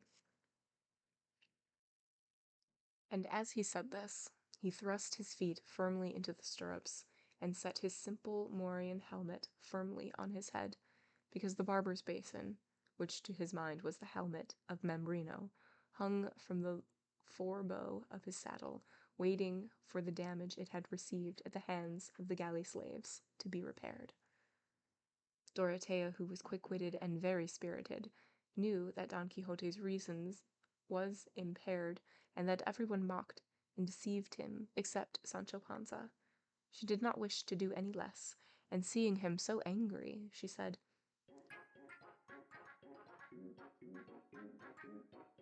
"Thank you so much for the follow. Welcome in." Where are we? Where are we? Seeing him so angry, she said, "Señor Knight, your grace should remember the boon you have promised me, according to which you cannot become involved in any other adventure, no matter how urgent. Your grace should calm your spirits, for if the licentiate had known that the galley slaves had been freed by that unvanquished arm, he would have put 3 stitches across his mouth, and even bitten his tongue 3 times before saying a single word that in any way would redound in your grace's discredit." "I certainly swear to that," said the priest, "and even would have removed half of my mustache." "I shall be silent, señora," said Don Quixote, "and repress the righteous anger that hath welled up, and go quietly and peacefully until such time as I have fulfilled the boon I have promised thee. But, as recompense for this virtuous desire, I implore thee to tell me, if it doth not cause thee too much pain, what it is that distresseth thee, and who, what, and how many are the persons on whom I can wreak proper, complete, and entire vengeance." "I shall be happy to do that," responded Dorothea, "if doth not trouble thee to hear sorrows and misfortunes." "It troubleth me not, señora," responded Don Quixote. To which Dorothea responded, "If that be so, then your graces should give me your attention." As soon as she said this, Cardenio and the barber came up beside her, wishing to see how the clever Dorothea would invent her history, and Sancho did the same, for she had misled him as much as she had the master, and soon, after making herself comfortable on the saddle, and coughing, and doing a few other things in preparation, began, with a good deal of vivacity, to speak in the following manner. "First of all, señores, I want your graces to know that I am called—" and she paused here for a moment, because she had forgotten the name the priest had given her, but he came to the rescue, for he understood why she hesitated, and said, "It is no surprise, señora, that your highness becomes confused and distraught when recounting your misfortunes, for they are the sort that often deprive the afflicted of their memories, so that they cannot even remember their own names, and that is what they have done to your most noble person, causing you to forget your name is Princess Micomicon, legitimate heir to the great kingdom of Micomicon. With this reminder, your highness can now easily restore to your aggrieved memory everything you wish to account." "Oh, thank you so much. Also, thanks for the first-time chat." "That is true," responded the maiden, and from now on I believe that it will not be necessary to remind me of anything, and that I shall come safely into port with my true history, which is that the king of my father, whose name is Tinacrio the mage, was very learned in what are called the magical arts, and by means of this knowledge he discovered that my mother, whose name was Queen Jaramilla, there we go, Princess Necromant, yes. Yes, yes. Jaramilla, there we go, would die before him, and that a short while later he too would pass from his life, and I would be left an orphan, without father or mother. And he said he was not troubled by this as much as he was confounded by the certain knowledge that a monstrous giant, lord of a large island that almost touches our kingdom, whose name is Pandafilando, of the gloomy glance, because it is an undisputed fact that although his eyes are in the correct and proper place, he always looks the wrong way round, as if he were cross-eyed, and does this out of malice, and to put fear and terror into those he sees. As I say, he knew what this giant, when he heard of my orphaned state, would invade my kingdom with a mighty army and take everything from me, and not leave me even a small village where I might take refuge, although I could avoid all this calamity and misfortune if I could agree to marry him. But it was my father's belief that I would not ever wish to make such an unequal marriage, and in this he told the absolute truth, because it has never entered my mind to marry either that giant or any other, no matter how large and monstrous he might be.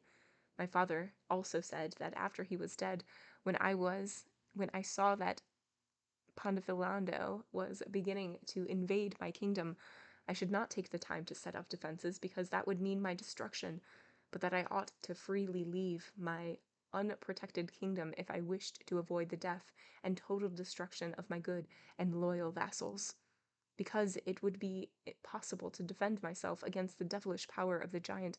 Instead, with some of my people, I had to set out immediately for the kingdoms of Spain, where I would find the remedy for my ills, when I found a knight-errant whose fame extended throughout those lands, and whose names, if I remember correctly, was Don Azote and Don Quixote.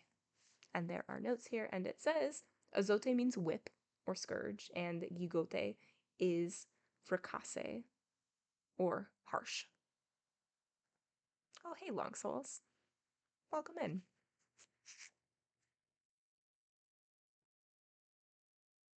He must have said Don Quixote, said Sancho Panza, also known as the Knight of the Sorrowful Face.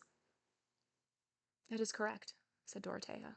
He also said that his body would be tall, his face dry, and that on the right, beneath his left shoulder, or somewhere near there, he would have a dark mole with certain hairs growing out of it like bristles.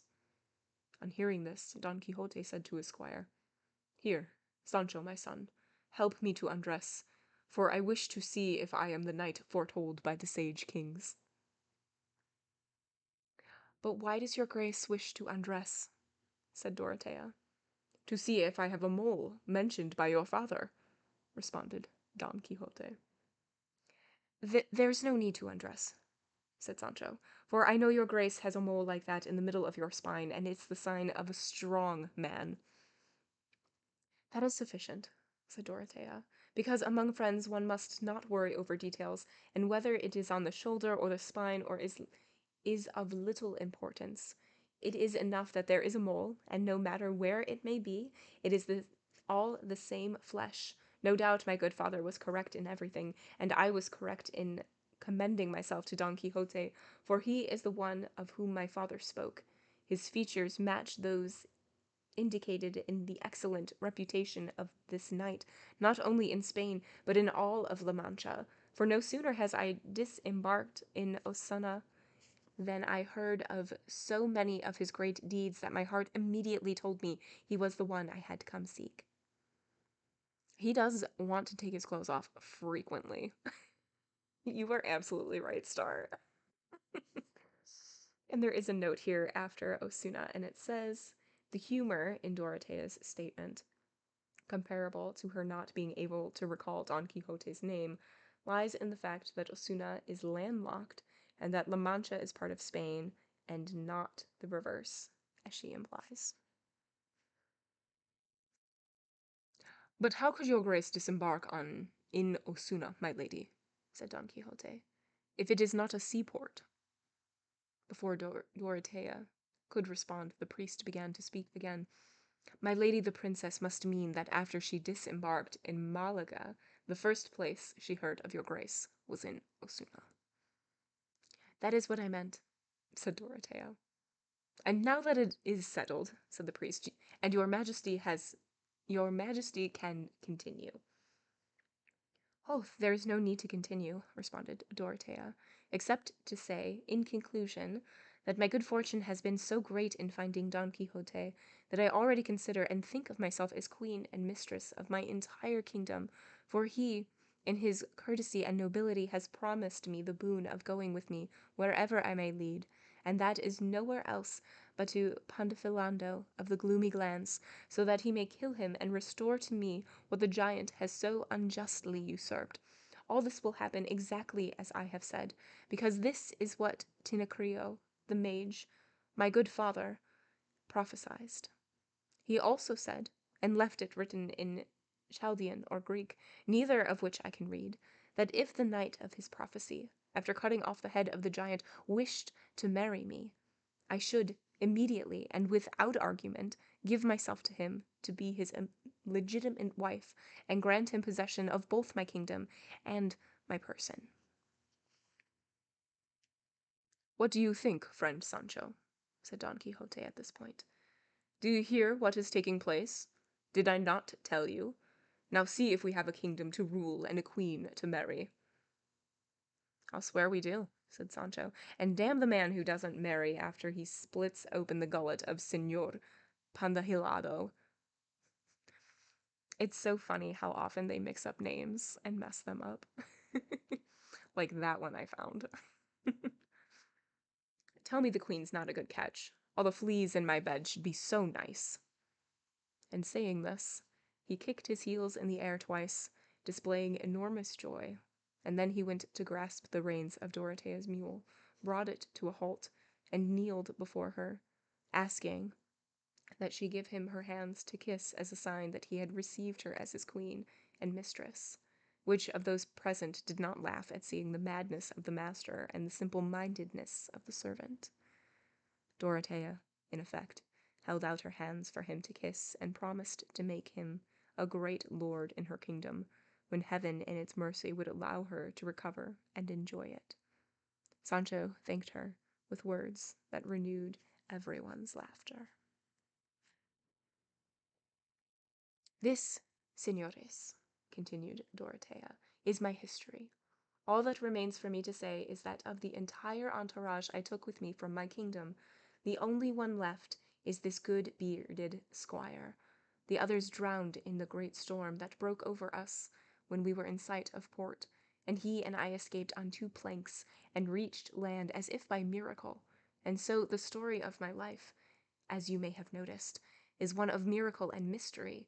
And if I have gone too far in anything, or have not been as accurate as I should have been, blame what the Señor Lecensate has said at the beginning of my tale. Continual and extraordinary difficulties take away the memory of the one who suffers them. Oh my gosh, you're totally right. Wadsworth. It was all molded as like one word that it didn't even occur to me that that's what it was. Thank you so much. Thank you for bringing that to my attention. Oh, no worries at all. Reading sprints, excellent. So what it is kind of like a co-working type deal. So I put up a timer for 50 minutes and then I read whatever book I'm currently reading silently. Um, if others have books as well that they want to read, or if you're just like working on other stuff, it's just a time to like listen to lo-fi music and like be with other people and feel like you're being more productive. And then we chat during breaks. Yeah, good question.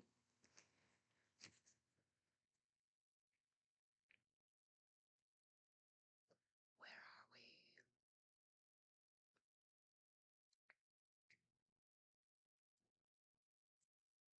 Okay, come here. Mine will not be taken away, O noble and valiant lady, said Don Quixote, no matter how great and unprecedented the difficulties I may suffer in serving thee. Therefore, I again confirm the boon I have promised, and I vow to go with thee to the ends of the earth until I encounter thy savage enemy, whose arrogant head I intend, with the help of God and my strong arm, to cut off the sharp edge of this, I cannot say good sword, thanks to Gines of Pasamonte, who stole mine from me. And there is a note. This is the first reference in either the first or second edition of the novel to the theft of Don Quixote's sword. Gotta lost our place, gotta start it on page 1. Oh my gosh, can you imagine if we had to do that every single time I lost my place? We would have never finished anything ever.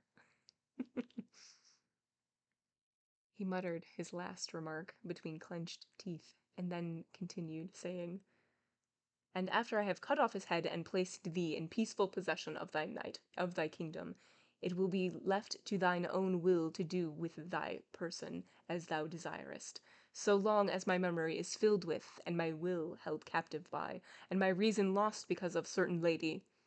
I shall say no more, for it is not possible for me to consider or even think of marrying, although it were with one as unique as the phoenix."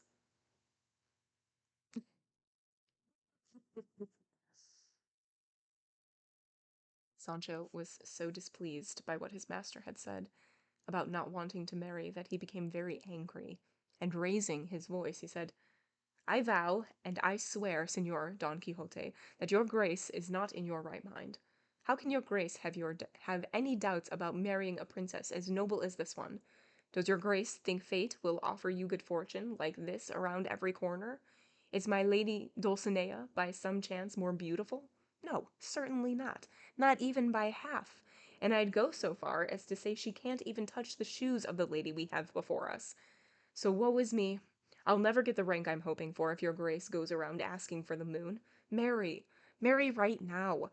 Satan take you, and take the kingdom that has dropped into your hands without you lifting a finger, and when you're king, make me a marquis or a governor, and then the devil can make off with the rest." Don Quixote could not endure hearing such blasphemies against his lady Dulcinea. He raised his lance, and without saying a word to Sancho, in absolute silence, he struck him twice with blows so hard he knocked him off the ground, and if Dorothea had not called to him and told him to stop, he no doubt would have killed him then and there. "Do you think," he said after a while, "base wretch, that you will always be able to treat me with disrespect, that it will always be a matter of your erring and my forgiving you?" And there is a note here. After "do you think," it says, as indicated earlier, when he is extremely angry, Don Quixote changes the way he addresses Sancho, moving from the second person singular to the more distant second person plural. This is the second time he has done so, and he maintains his irate distance until the end of the paragraph. I love this note because in the English translation, you don't get that. You is you. There's not forms of like honor or relationship that's involved when you say you. So I appreciate that note a lot. "You are mistaken, depraved villain, something you undoubtedly are, since you dare speak ill of the incomparable Dulcinea. Do you not realize, you coarse, contemptible ruffian, that if it were not for the valor she inspires in my arm, I should not have the strength to kill a flea?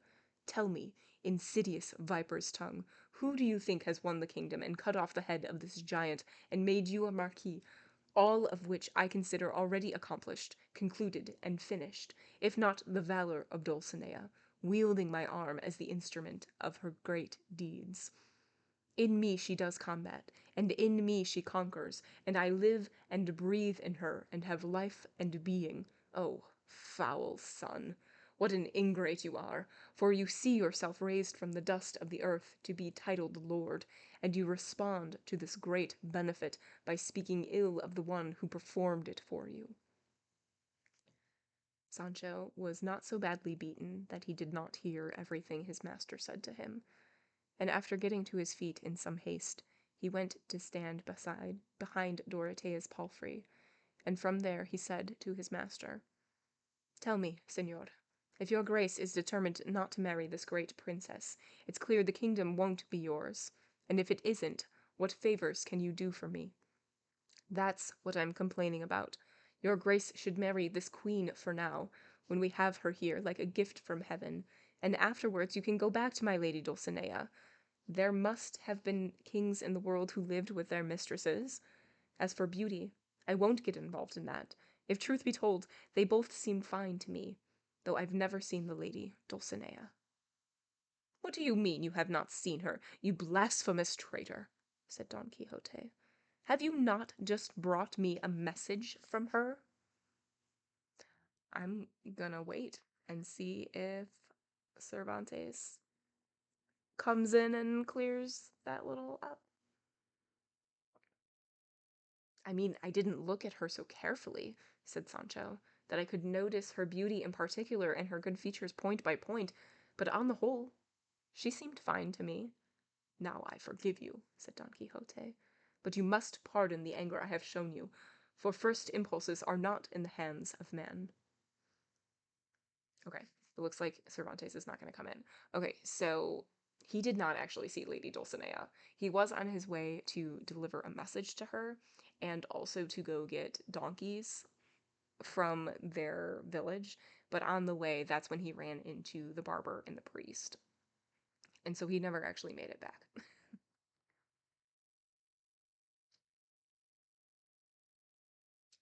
"I can see that," responded Sancho. "Just like in me, a desire to talk is always my first impulse, and I can never help saying, not even once, what's on my tongue." "Even so," said Don Quixote, "think about what you say, Sancho, because you can carry the jug to the fountain only so many times, and I shall say no more." "Well," responded Sancho, "God's in his heaven, and he sees all the snares, and he'll be the judge of who does worse, me in not saying the right thing, or your grace in not doing it." "Enough," said Dorotea. "Make haste, Sancho, and kiss your master's hand, and beg his pardon, and from now be more careful in your praise and blame, and do not speak ill of that Señora Toboso, whom I do not know except to serve her, and trust in God that you will not lack an estate where you will live like a prince."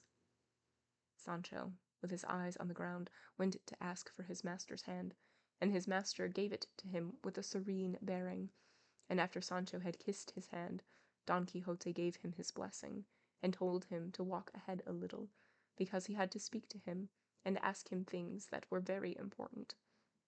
Sancho did so, and the two of them moved ahead of the others, and Don Quixote said, "Since your return, I have not had the occasion or opportunity to ask you many details about the passage you carried and the reply you brought back, and now, since fortune has granted us both the time and the place, do not deny me the happiness you can afford me with this good news."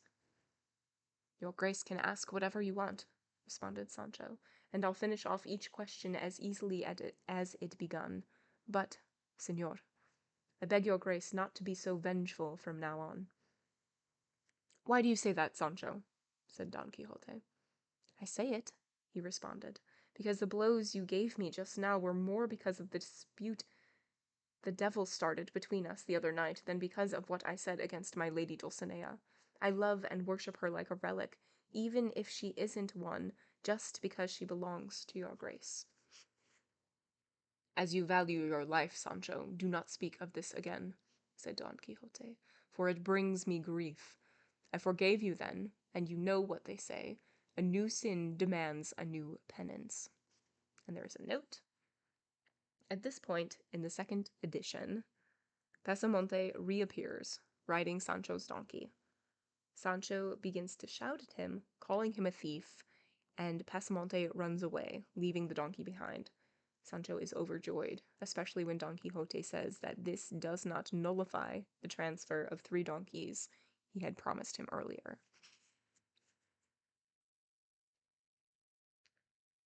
While Don Quixote and Sancho were engaged in this conversation, the priest told Dorotea that she had shown great cleverness, not only in the story, but in making it so brief and so similar to the tales in books of chivalry. She said she had often spent time reading them, but did not know where the provinces or the seaports were, and that is why she had made the mistake of saying she had disembarked at Osuna. I realized that, said the priest, which is why I hastened to say what I did, and that settled everything. But isn't it strange to see how easily this unfortunate gentleman believes all those inventions, and lies simply because they are the same style and manner of this foolish books? It is, said Cardenio, and so unusual and out of the ordinary that I don't know if anyone wanting to invent and fabricate such a story would have the wit to succeed. Well, there's something else in this, said the priest. Aside from the foolish things this good gentleman says with reference to his madness, if you speak to him of other matters, he talks rationally, and shows a clear, calm understanding in everything. In other words, except if the subject is chivalry, no one would think he does not have a good mind. While they were having this conversation, Don Quixote continued his and said to Sancho, Panza, my friend, let us make peace and forget about our quarrels, and tell me now, without anger or rancor, where, how, and when did you find Dulcinea? What was she doing? What did you say to her? What did she reply? What was her expression when she read my letter? Who transcribed it for you? Tell me everything you saw that is worth knowing, asking and answering, not exaggerating or falsifying in order to give me pleasure, and not omitting anything that will take my pleasure away. Señor, responded Sancho, if truth be told, nobody transcribed the letter for me, because I didn't take any letter. Okay, good. I was wondering if he was going to tell the truth or if he was going to just spin some lies that he would have to remember later and forget, because we all know that Sancho mixes things up all the time. They all do, but Sancho definitely does. What you say is true, said Don Quixote. I found the notebook where I wrote the letter in my possession 2 days after you left, which caused me great sorrow. I did not know what you would do when you discovered that you did not have the letter, and I believed you would return when you realized you did not have it. That's what I would have done, responded Sancho, if I hadn't memorized it when your grace read it to me, and so I told it to a sacristan, and he transcribed it point for point from my memory, and he said that though he'd read many letters of excommunication in all his days, he'd never seen or read a letter as nice as that one. And do you have it? And do you still have it in your memory, Sancho? Don Quixote asked. No, señor, responded Sancho, because after I told it to him and had no more use for it, I set about forgetting it. I do not remember anything. It's that part about sullied. I mean sovereign lady, and the last part, thine until death, the knight of the sorrowful face. And between those two things I put in more than 300 souls and lives and eyes of mine. End of the chapter. So he absolutely did not remember the letter that Don Quixote wrote, and definitely called Dulcinea sullied instead of sovereign. Just couldn't remember anything. And how could you remember it? It was ridiculous sounding. It was exactly how, like, the wording was exactly how it is when Don Quixote and the fake princess are talking. Very convoluted, sometimes not really knowing quite what they're saying. Yeah.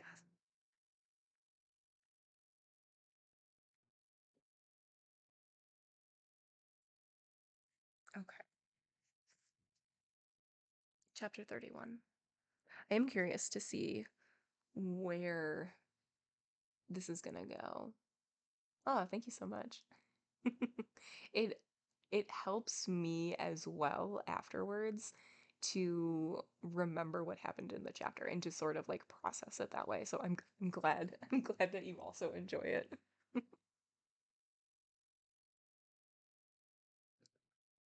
Yeah. All right. Chapter 31. Regarding the delectable words that passed between Don Quixote and Sancho Panza, his squire, as well as other events. All this does not displease me. Go on, said Don Quixote. When you arrived, what was that Queen of Beauty doing? Surely you found her stringing pearls or embroidering some heraldic device in gold thread for this her captive knight. I didn't find her doing anything, responded Sancho, except winnowing her fanegas of wheat in a corral of her house. And there is a note. After fanegas, it says a fanega is approximately 1.6 bushels. Oh, have a good night. Yeah, I'm so glad that you found us here. We'll see you soon. Glad you could stop in.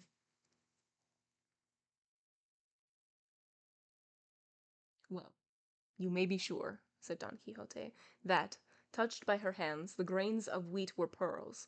And did you notice, my friend, if it was white wheat or ordinary spring wheat? It was just buckwheat, responded Sancho.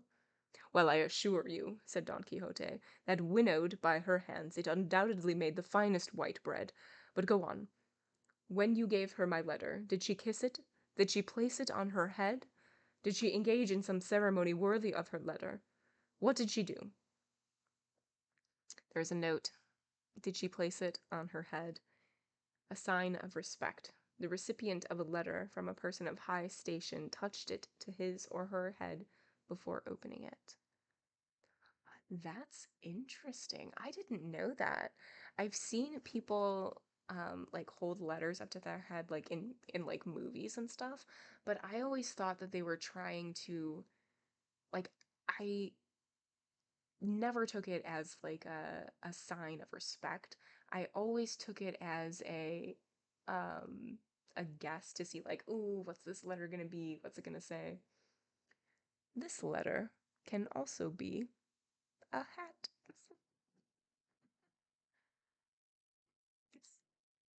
Yes. Oh, that's great. When I was about to give it to her, responded Sancho, she was in the middle of shaking a good part of the wheat that she had in the sieve, and she said to me, Friend, put the letter on the sack. I can't read it until I finish sifting everything I have here. A wise lady, said Don Quixote. That must have been so that she could read it slowly and savor it. Go on, Sancho. And while she was engaged in her task, what discourse did she have with you? What did she ask about me? And you? Did you respond? Come, tell me everything. Do you not leave even a half note in the inkwell? She didn't ask me anything, said Sancho. I told her how your grace, you, to serve her, was doing penance, naked from the waist up, here in this sierra like a savage, sleeping on the ground, not eating your bread from a cloth or combing your beard, crying and cursing your fate. When you said that I cursed my fate, you misspoke, said Don Quixote. Rather, I bless it, and shall bless it all the days of my life for making me worthy of loving so high a lady as Dulcinea of Toboso. Oh, she's so high, responded Sancho, that by my faith she's a whole span taller than I am. How do you know, Sancho? Said Don Quixote. Did you measure yourself against her? I measured myself this way, responded Sancho. When I went over to her to help her load a sack of wheat onto a donkey, we were so close that I could see she was a good span taller than me.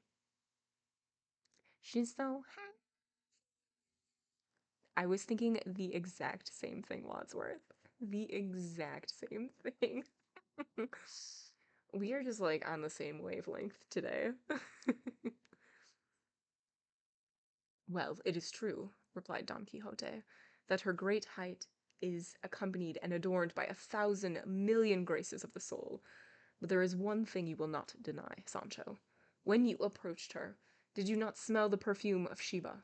An aromatic, somehow pleasing fragrance whose name I cannot recall. I mean, in essence or scent, as if you were in the shop of some rare glover. What I can say, said Sancho, is that I smelled a mannish kind of odor, and it must have been that with all that moving around, she was sweaty and sort of sour. That could not be, responded Don Quixote. You must have had a head cold, or else you were smelling yourself, because I know very well the fragrance of that rose among thorns, that lily of the field, that delicate liquid ambergris. That may be, responded Sancho, because very often the same smell comes from me, though at the same time I thought it was coming from her grace, the Lady Dulcinea. But there is no reason to be surprised, since one devil looks like another. All right, then, Don Quixote went on. She finished sifting the wheat and sent it to the mill. What did she do when she read the letter? It really does. She didn't read the letter, said Sancho, because she said she didn't know how to read or write. Instead, she tore it into tiny pieces, saying that she didn't want to give it to anybody else to read because she didn't want people in the village knowing her secrets, and she was satisfied with what I had told her about the love your grace had for her, and the special penance you were doing for her sake. Finally, she told me to tell your grace that she kissed your hands, and had more desire to see you than to write to you. And so she begged and commanded, in view of your letter, that you leave these wild places and stop doing crazy things, and see out right away for Toboso, if something more important didn't come along, because she wanted to see your grace very much. She laughed a lot when I told her that your grace called the Knight of the Sorrowful Face. She asked if the Basque we met so long ago had come there, and she said he had, and that he was a very fine man. I also asked her about the galley slaves, but she said that so far she hadn't seen a single one. This is a very in-depth lie, but also very smartly done, because now he doesn't need to produce any letter to give Don Quixote. It's pretty smart. But also, if they ever, or when, I don't know, Dulcinea and Don Quixote meet, will it not come up in conversation? I don't know. I don't know. I guess we'll just have to keep reading. Everything is fine to this point, said Don Quixote. But tell me, when she said goodbye, what jewel did she give you as a reward for the news to me, of me, that you brought to her? Because it is a traditional and ancient custom among knights-errant and their ladies to give the squires, maidens, or dwarves, who bring the knights news of their ladies, or the ladies news of their knights, the gift of a precious jewel in gratitude for the message. That may be true, and I think it's a good custom, but that must have been in the past. Nowadays, the custom must be just to give a piece of bread and some cheese, for that's what my Lady Dulcinea handed me over the corral fence when she said goodbye, and even looked like the cheese was made of sheep's milk. Again, very smart. Now he doesn't have to produce anything to give him. She is liberal in the extreme, said Don Quixote, and if she did not present you with a jewel of gold, no doubt it was because she did not have one near at hand, but it is never the wrong time for a gift. I shall see her, and you will have your reward. Do you know what astounds me, Sancho? It seems to me that you flew there and back, because it was taking you a little more than 3 days to go to Toboso and come back here again, a distance of more than 30 leagues, which leads me to believe that the wise necromancer who watches over my affairs and is my friend, because perforce there is one, there must be one, else I should not be a good knight-errant. I say that he must have helped you on your journey without your realizing it, for there are wise men who pick up a knight-errant sleeping in his bed, and without his knowing how, or by what means, the knight awakens and follows the day more than 1,000 leagues distant from where he went to sleep. If not for this, knights-errant could not help each other when they are in danger, as they do constantly. For one may be doing battle in the mountains of Armenia with a dragon, or a fierce monster, or another knight, and matters are going badly for him, and he is on the point of death. And then, when you least expect it, another knight appears on a cloud, or in a chariot of fire, a knight who is his friend and is in England just a short while before, and who comes to his aid and saves him from death. And that knight finds himself at home, enjoying his supper, and the distance between the two places is usually 2 or 3,000 leagues. Not 20,000? All of this is accomplished through the skill and wisdom of the wise enchanters who watch over these valiant knights. And so, Sancho, my friend, it is not difficult for me to believe that you have traveled back and forth in so short a time between here and Toboso, for as I have said, some friendly sorcerer must have carried you through the air without your realizing it. That must be it, said Sancho, because by my faith, Rocinante was galloping like a gypsy's donkey with quicksilver in its ear. And there's a note, and it says, a ruse allegedly used by gypsies to make their animals run faster. And not just quicksilver, said Don Quixote, but a legion of demons, too, who can run and make others run without growing tired, whenever they want to. But, leaving that aside, what do you think I ought to do now with regard to my lady commanding that I go see her? For, although it is clear that I am obliged to obey her command, I am also prevented from doing so by the boon I have promised to the princess who is travelling with us, and the law of chivalry demands that I keep my word before I satisfy my wishes. On the one hand, I am pursued and hounded by the desire to see my lady. On the other, I am stirred and called by the promise I have made and the glory I shall gain in this undertaking. But what I intend to do is to travel swiftly and come without delay to the place where this giant is, and as soon as I arrive I shall cut off his head and restore the princess peacefully to her kingdom, and immediately return to see the light that illuminates my senses, and to her I shall give such excuses that she will come to consider my delay as a good thing, for she will see that it all redounds to her great glory and fame. For everything I have achieved, achieve now, and shall achieve by force of arms in this life, comes to me because she favors me, and because I am hers. Oh, said Sancho, those ideas of yours do so much harm. Tell me, señor, does your grace intend to make this trip for nothing, and let slip away and lose a marriage so profitable and distinguished as this one, where the dowry is a kingdom? The truth is, I've heard it's more than 20,000 leagues around, and overflowing with all things needed to sustain human life, and bigger than Portugal and Castilla together.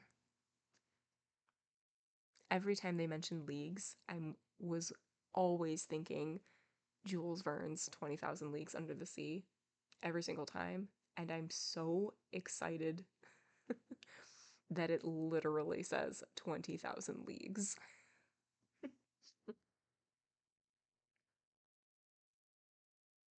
Excitement. The little things excite me. Be quiet, for the love of God, and shame on what you've said, and take my advice and forgive me, and get married right away in the first town where there's a priest, or else here's our own licentiate, and he'll do a wonderful job. Remember that I'm old enough to give advice, and the advice I'm giving you now is exactly right, and a bird in the hand is better than a vulture in the air, and if you have something good and choose something evil, you can't complain about the good that happens to you. There's a note. It says, Sancho confuses the proverb which ends, you can't complain about the evil that happens to you.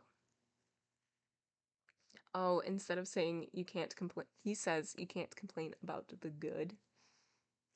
And it's supposed to be you can't complain about the bad, or the evil.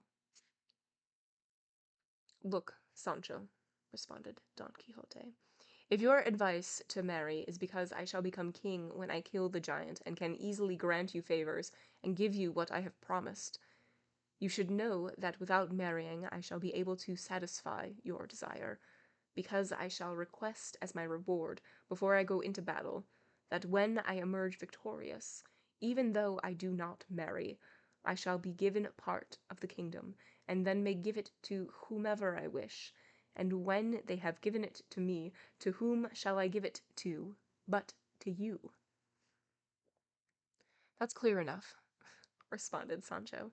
"But your grace should be sure to choose the part along the coast, because if I'm not happy with the life, I can put my black vassal on the ship and whoop,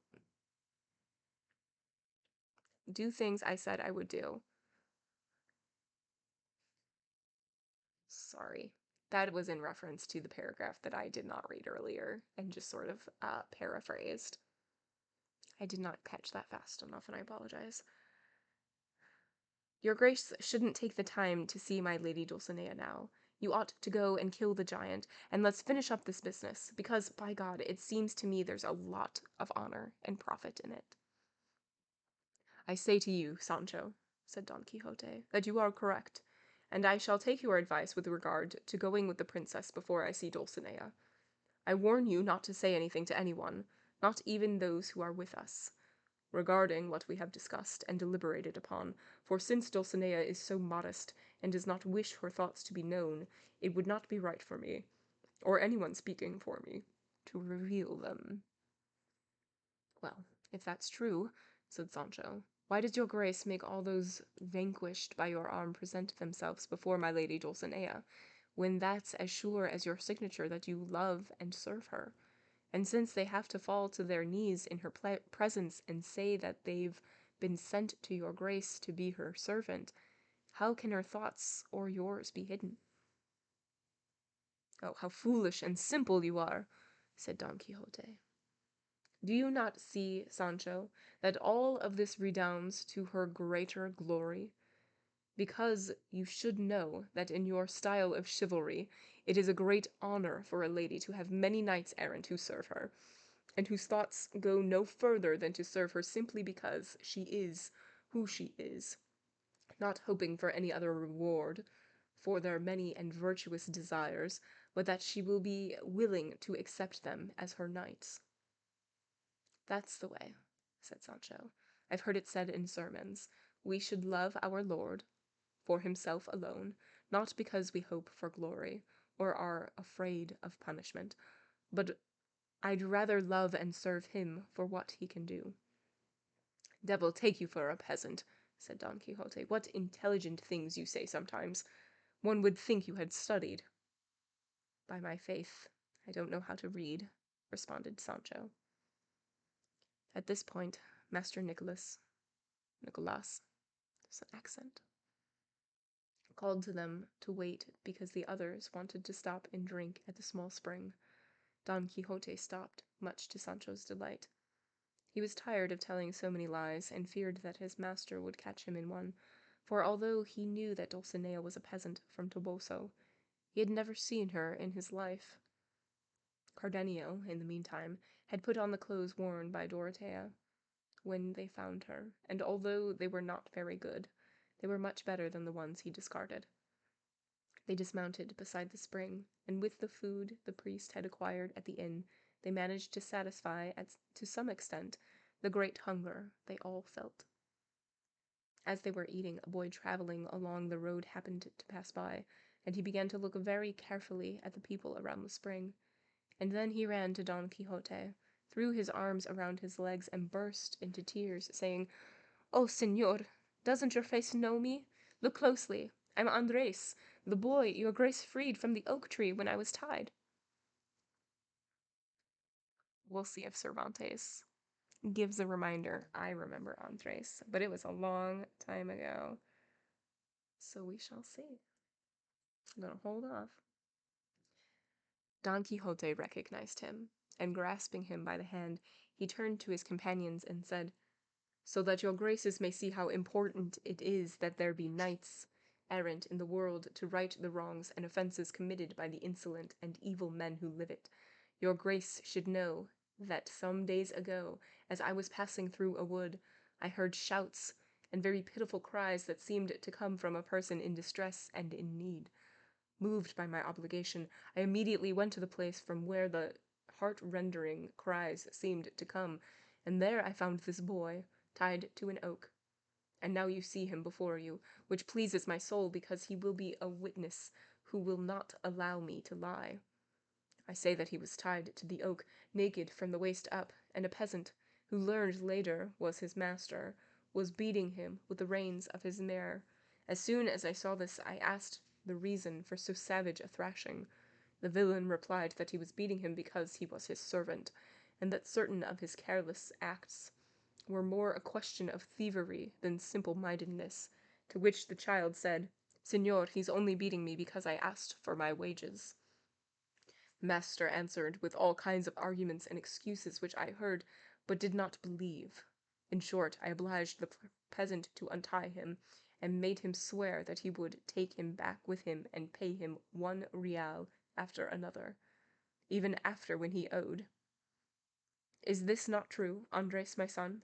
Did you not notice how forcefully I commanded him, and how humbly he promised to do everything I ordered him, and told him, and wanted him to do? Respond. Do not be shy or hesitant about anything. Tell these gentlefolk what happened, so that they may see and consider the benefit, as I say, of having knights-errant wandering the roads. Everything your grace has said is very true, responded the boy, but the matter ended in a way that was very different from what your grace imagines. What do you mean, different? Responded Don Quixote. Do you mean the peasant did not pay you?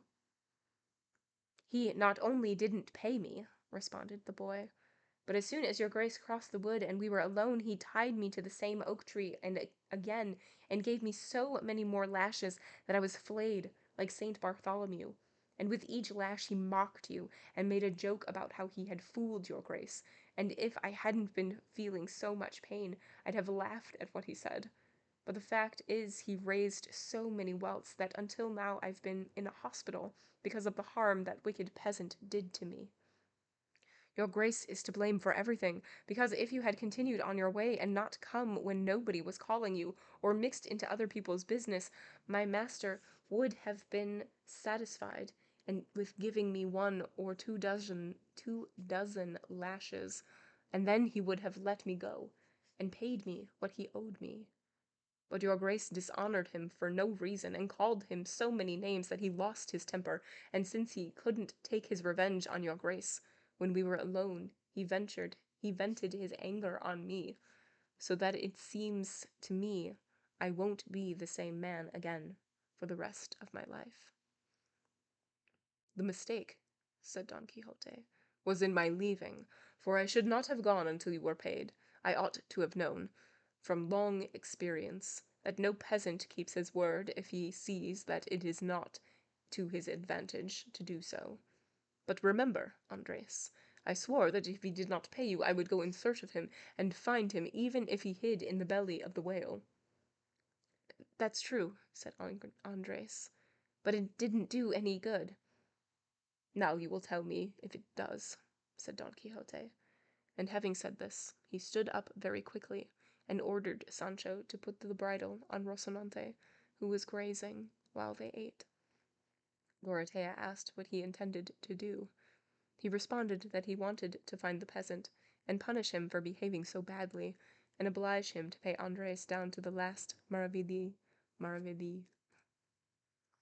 in spite of and despite all of the peasants in the world, to which he responded that according to the boon he had promised, he would not become involved in any other enterprise until hers was concluded, and since he knew this better than anyone, he must hold his fury in check until he returned from her kingdom.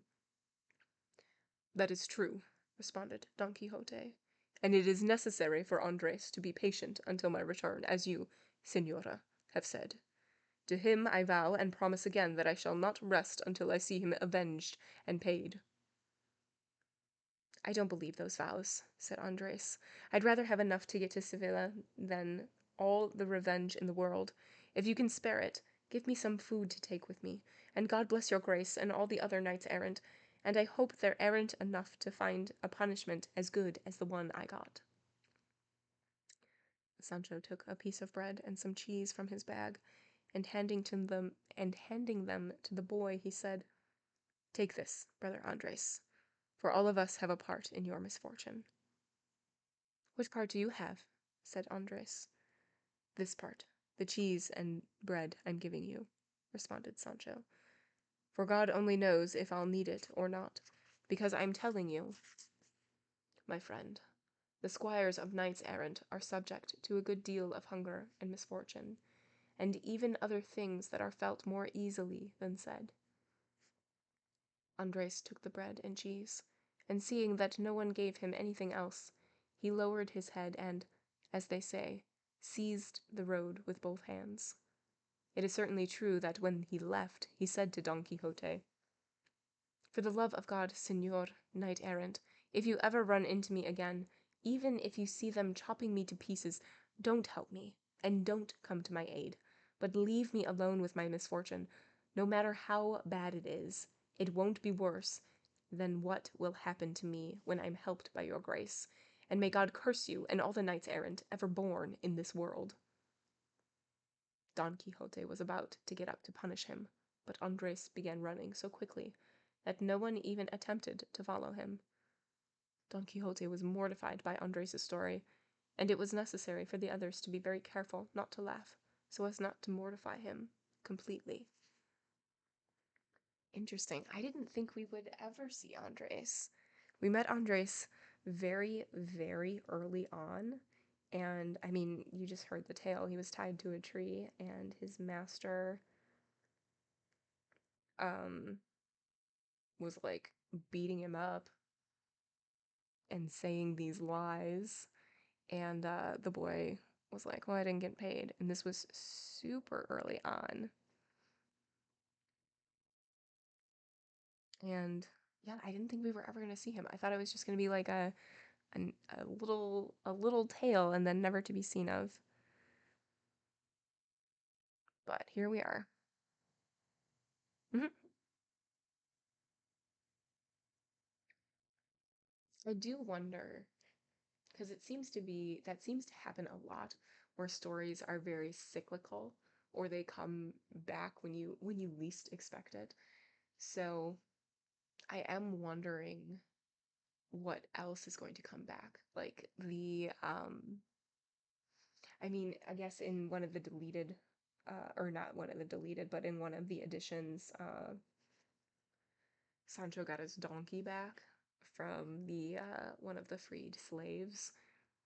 But I'm wondering if they're going to come back in this writing, and I'm trying to think of what stories we've seen or have been mentioned that haven't fully like come back. I don't know. Well, there was that story of the one woman who like lives in the forest, and because she's so beautiful but doesn't want to like marry anybody, and so she just like hides there. Um, I'm wondering if that's gonna come back. I don't know.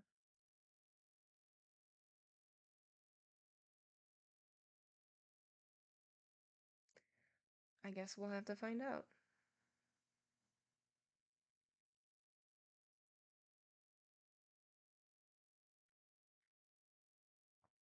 Okay, let's see.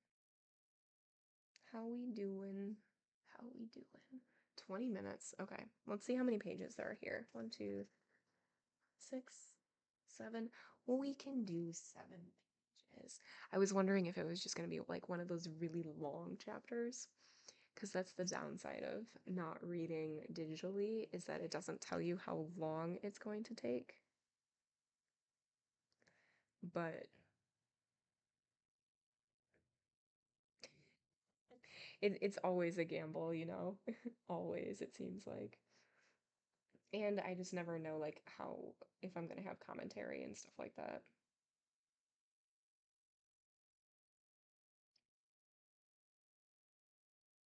Okay, let's see.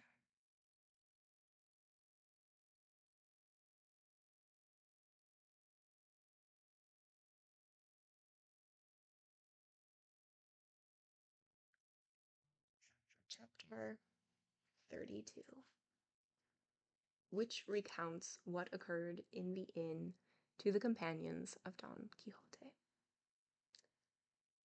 They finished their meal, saddled their mounts, and without anything worth relating happening to them, on the following day they reached the inn that was the terror and fear of Sancho Panza. But although he would have preferred not to go in, he could not avoid it. The innkeeper's wife, the innkeeper, their daughter, and Maritornes saw Don Quixote and Sancho arriving, and they went out to receive them with displays of great joy. Don Quixote greeted them in a grave and solemn tone, and told them to prepare a better bed for him than they had the last time, to which the innkeeper's wife responded that if he paid better than he had the last time, she would provide him with a bed worthy of a prince. Don Quixote said he would, and therefore they prepared a reasonable one for him in the same attic where he had been previously, and he lay down immediately because he felt weakened and dejected.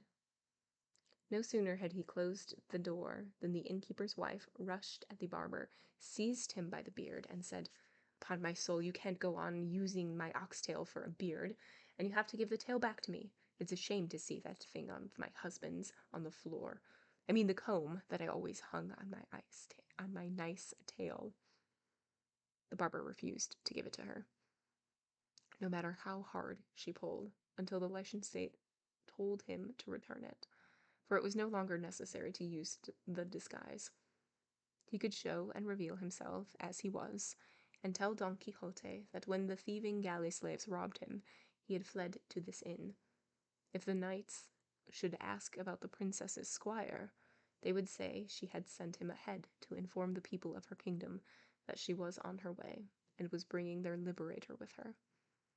When he heard this, the barber willingly returned the tail to the innkeeper's wife, along with all the other articles they had borrowed for their rescue of Don Quixote. Everyone in the inn was astonished at the beauty of Dorotea and at the fine appearance of young Cardenio.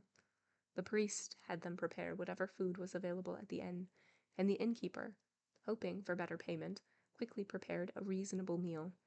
Don Quixote slept all this time, and they agreed not to wake him because, for the moment, he needed sleep more than food.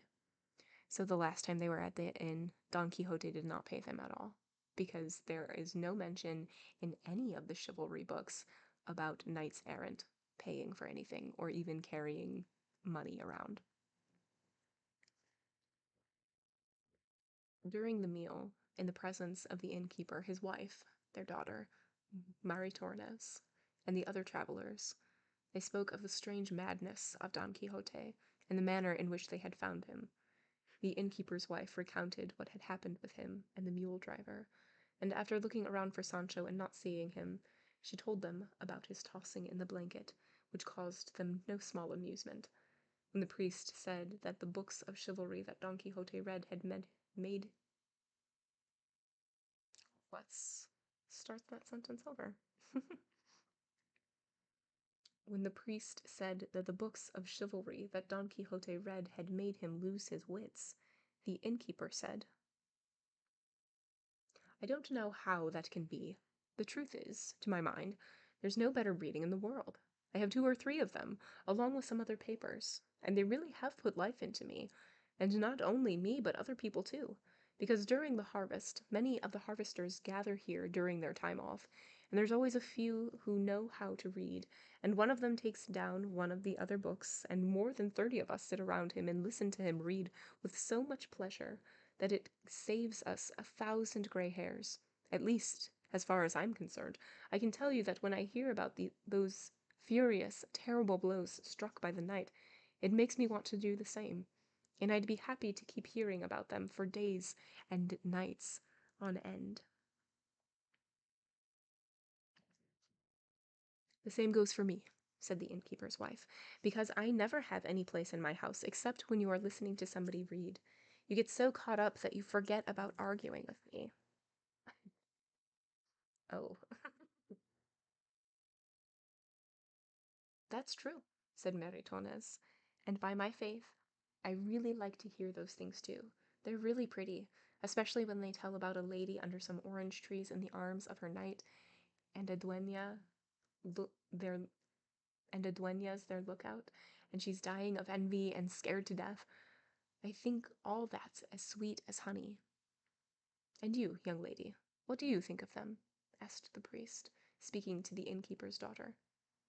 Upon my soul, I don't know, señora, she responded. I listen too, and the truth is that even though I don't understand them, I like to hear them. But I don't like all the fighting that my father likes. I like the laments of the knights when they're absent from their ladies. The truth is that sometimes they make me cry. I feel so sorry for them. Then, young lady, would you offer them relief? Said Dorothea, if they were weeping on your account? I don't know what I'd do, the girl responded. All I know is that some of those ladies are so cruel that their knights call them tigers and lions and 1,000 other indecent things. And sweet Jesus, I don't know what kind of people can be so heartless and unfeeling that they don't look at an honorable man and let him die or lose his mind. I don't know the reason for so much stiffness. If they're so virtuous, let them marry, which is just what their knights want. Be quiet, girl, said the innkeeper's wife. You seem to know a lot about these things, and it's not right for young girls to know or talk so much. Since the gentleman asked me... Oh. Since the gentleman asked me, she responded, I had to answer. Well, now, said the priest. Innkeeper, bring me those books. I'd like to see them. I'd be glad to, he responded. He entered his room, and okay, I was gonna say there's a bunch of footnotes at the bottom, but we didn't have any like notes yet. They're all in this last paragraph. That's why. He entered his room and brought out an old traveling case, locked with a small chain, and when it was opened, the priest found 3 large books and some papers written in very fine hand.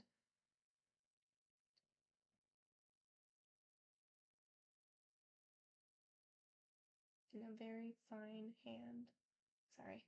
He opened the first book and saw that it was Don Corongili- Corongilio of Thrace, and the second was Felix Marte of Hyrcania. Oh my gosh, there's so many names here. I apologize. I'm going to say every single one of them wrong. And the third, the history of the great captain Gonzalo Hernandez de Corbola and the life of Diego Garcia de Paredes. Okay, we have subscripts for each of these. Okay, so for Thrace, it says, written by Bernardo de Vargas. The book was published in 1545.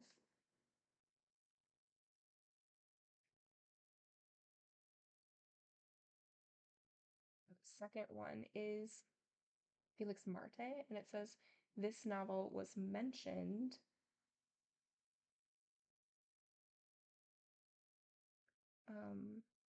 in the examination of Don Quixote's library by the priest and the barber. Oh, so it was one of the books that he was like, they were going through. Got it. Okay. And then the third one, Diego Garcia, it is published in 1580. This chronicle recounts the exploits of one of the most famous and successful officers to serve under the Catholic sovereigns, Ferdinand and Isabella.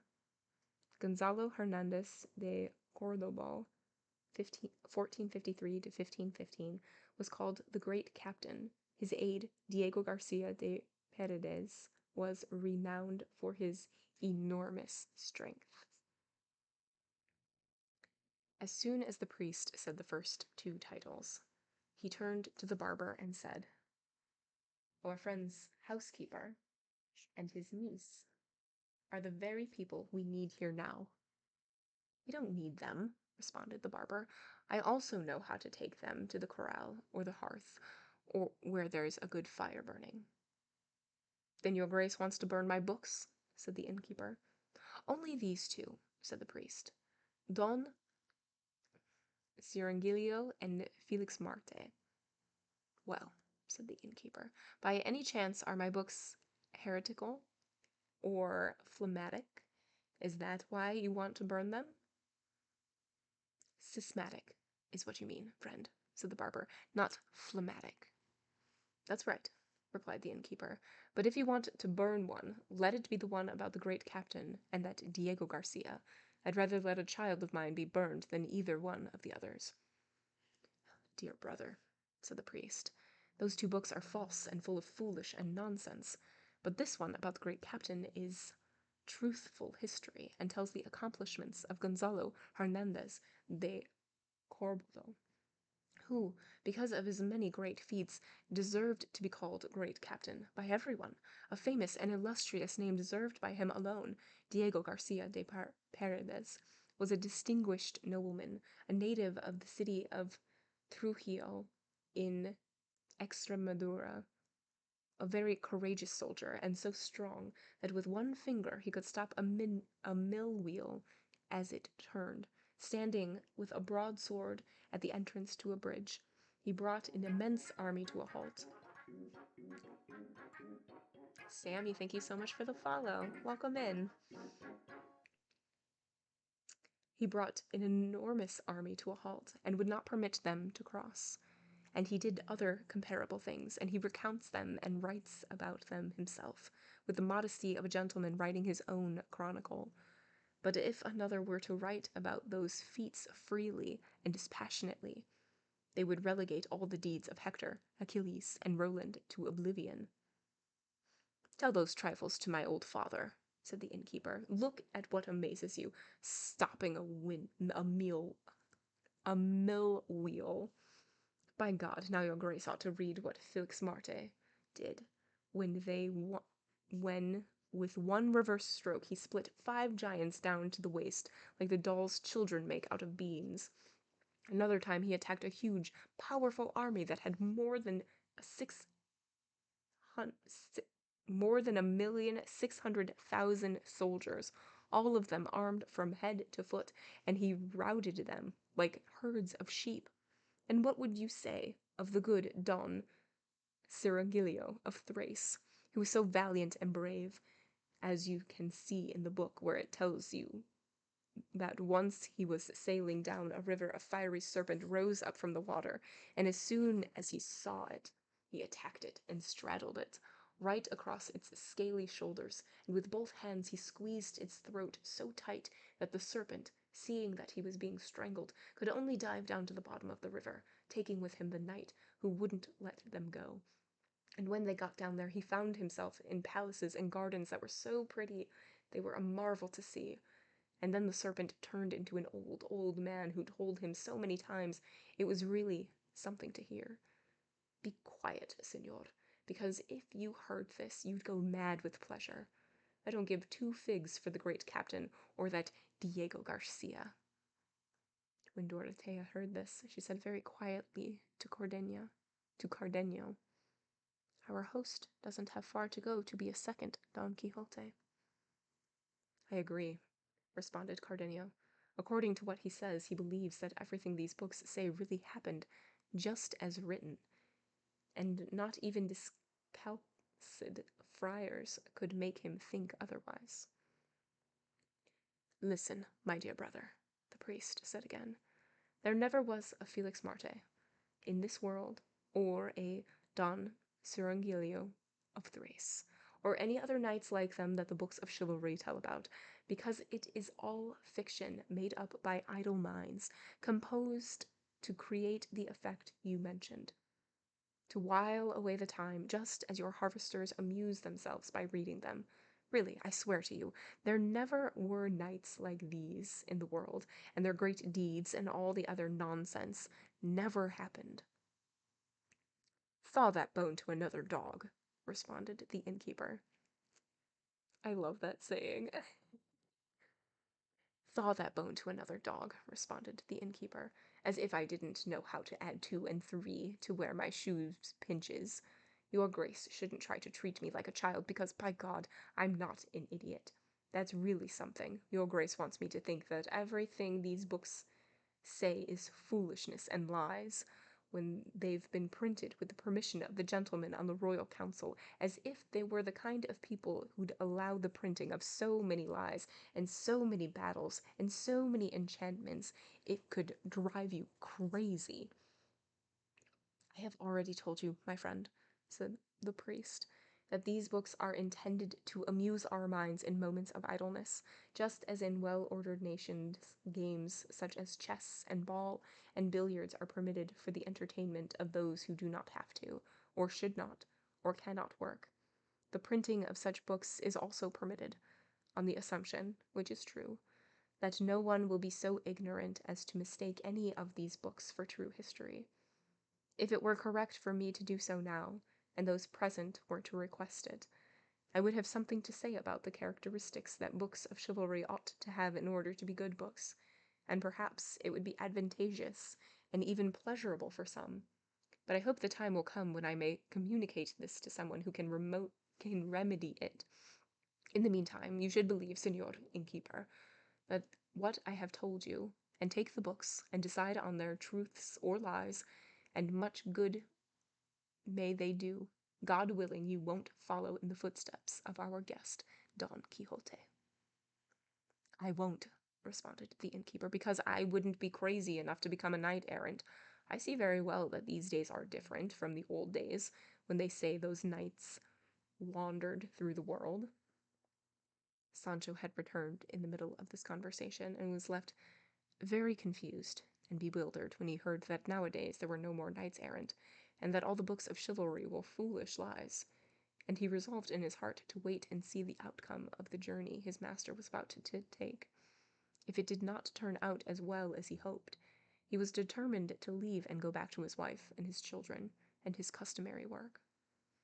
The innkeeper picked up the case and the books, but the priest said, "Wait, I want to see the papers that are written in such a fine hand." The innkeeper took them out and gave them to him to read, and the priest saw up to 8 full sheets of paper written by hand, and at the beginning was the title in large letters, "The Novel of the Man Who Was Recklessly Curious." The priest read 3 or 4 lines to himself and said, "The title of this novel certainly doesn't seem bad, and I think I would like to read all of it." To which the innkeeper responded, "Well, your reverence can certainly read it, and you should know that some guests who read it here liked it very much and asked to have it over and over again, but I wouldn't give it to them, because I plan to return it to the man who left this case here by mistake, along with the books and papers. Their owner might come back here one day, and though I know I'll miss the books, by my faith, I'm going to give them back. I may be an innkeeper, but I'm still a Christian." "You are absolutely right, my friend," said the priest, "but even so, if I like the novel, you must allow me to copy it." "I'll be happy to," responded the innkeeper. While the 2 men were conversing, Cardenio had picked up the novel and begun to read it, and being of the same opinion as the priest, he asked him to read it aloud, so that all of them could hear it. "I would gladly read it," said the priest, "but it might be better to spend this time sleeping rather than reading."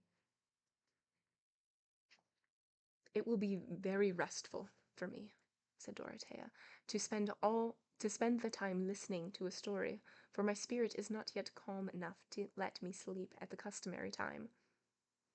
"In that case," said the priest, "I do want to read it, if only out of curiosity. Perhaps it will have something both pleasing and unusual." Master Nicholas made the same request, and so did Sancho. Seeing this, and thinking that by reading aloud he would both give and receive pleasure, the priest said, "Well then, pay careful attention, for this is how the novel begins." And that's the end of the chapter. Looks like the next chapter we are going to get the story, which is exciting. I really enjoy how the ends of chapters just really lead into the next one. There's been several times where the ends of chapters are like, and how he responds continues into the next chapter. And I just think that's so funny. I also enjoy that Don Quixote is sleeping during all of this. And it's interesting that this like group at the inn all really enjoy chivalry books and also are convinced that they all happened, that they are just nonfiction, but know that it's a different time period, that the times now are different than when knights errant were ever popular, when the famous ones were roaming the earth, as the innkeeper said. So it is interesting. So yeah, we'll see. We'll see how it goes. But that is going to be it for tonight. I will be continuing this very soon, right where we left off. We are currently on page 272. This is our progress so far. We are making moves. We've made a dent, which is exciting to see, especially for a book that's so hefty. So, it's massive. 940 pages, and this edition does not have illustrations. So the books with illustrations are over 1,000 pages, which is insane. But that's going to be it for to me. That is going to be it for me tonight. As always, whether you lurk, whether you chat, thank you so, so much for being here. I appreciate you and I appreciate the support. All right. Have a good one. Goodbye.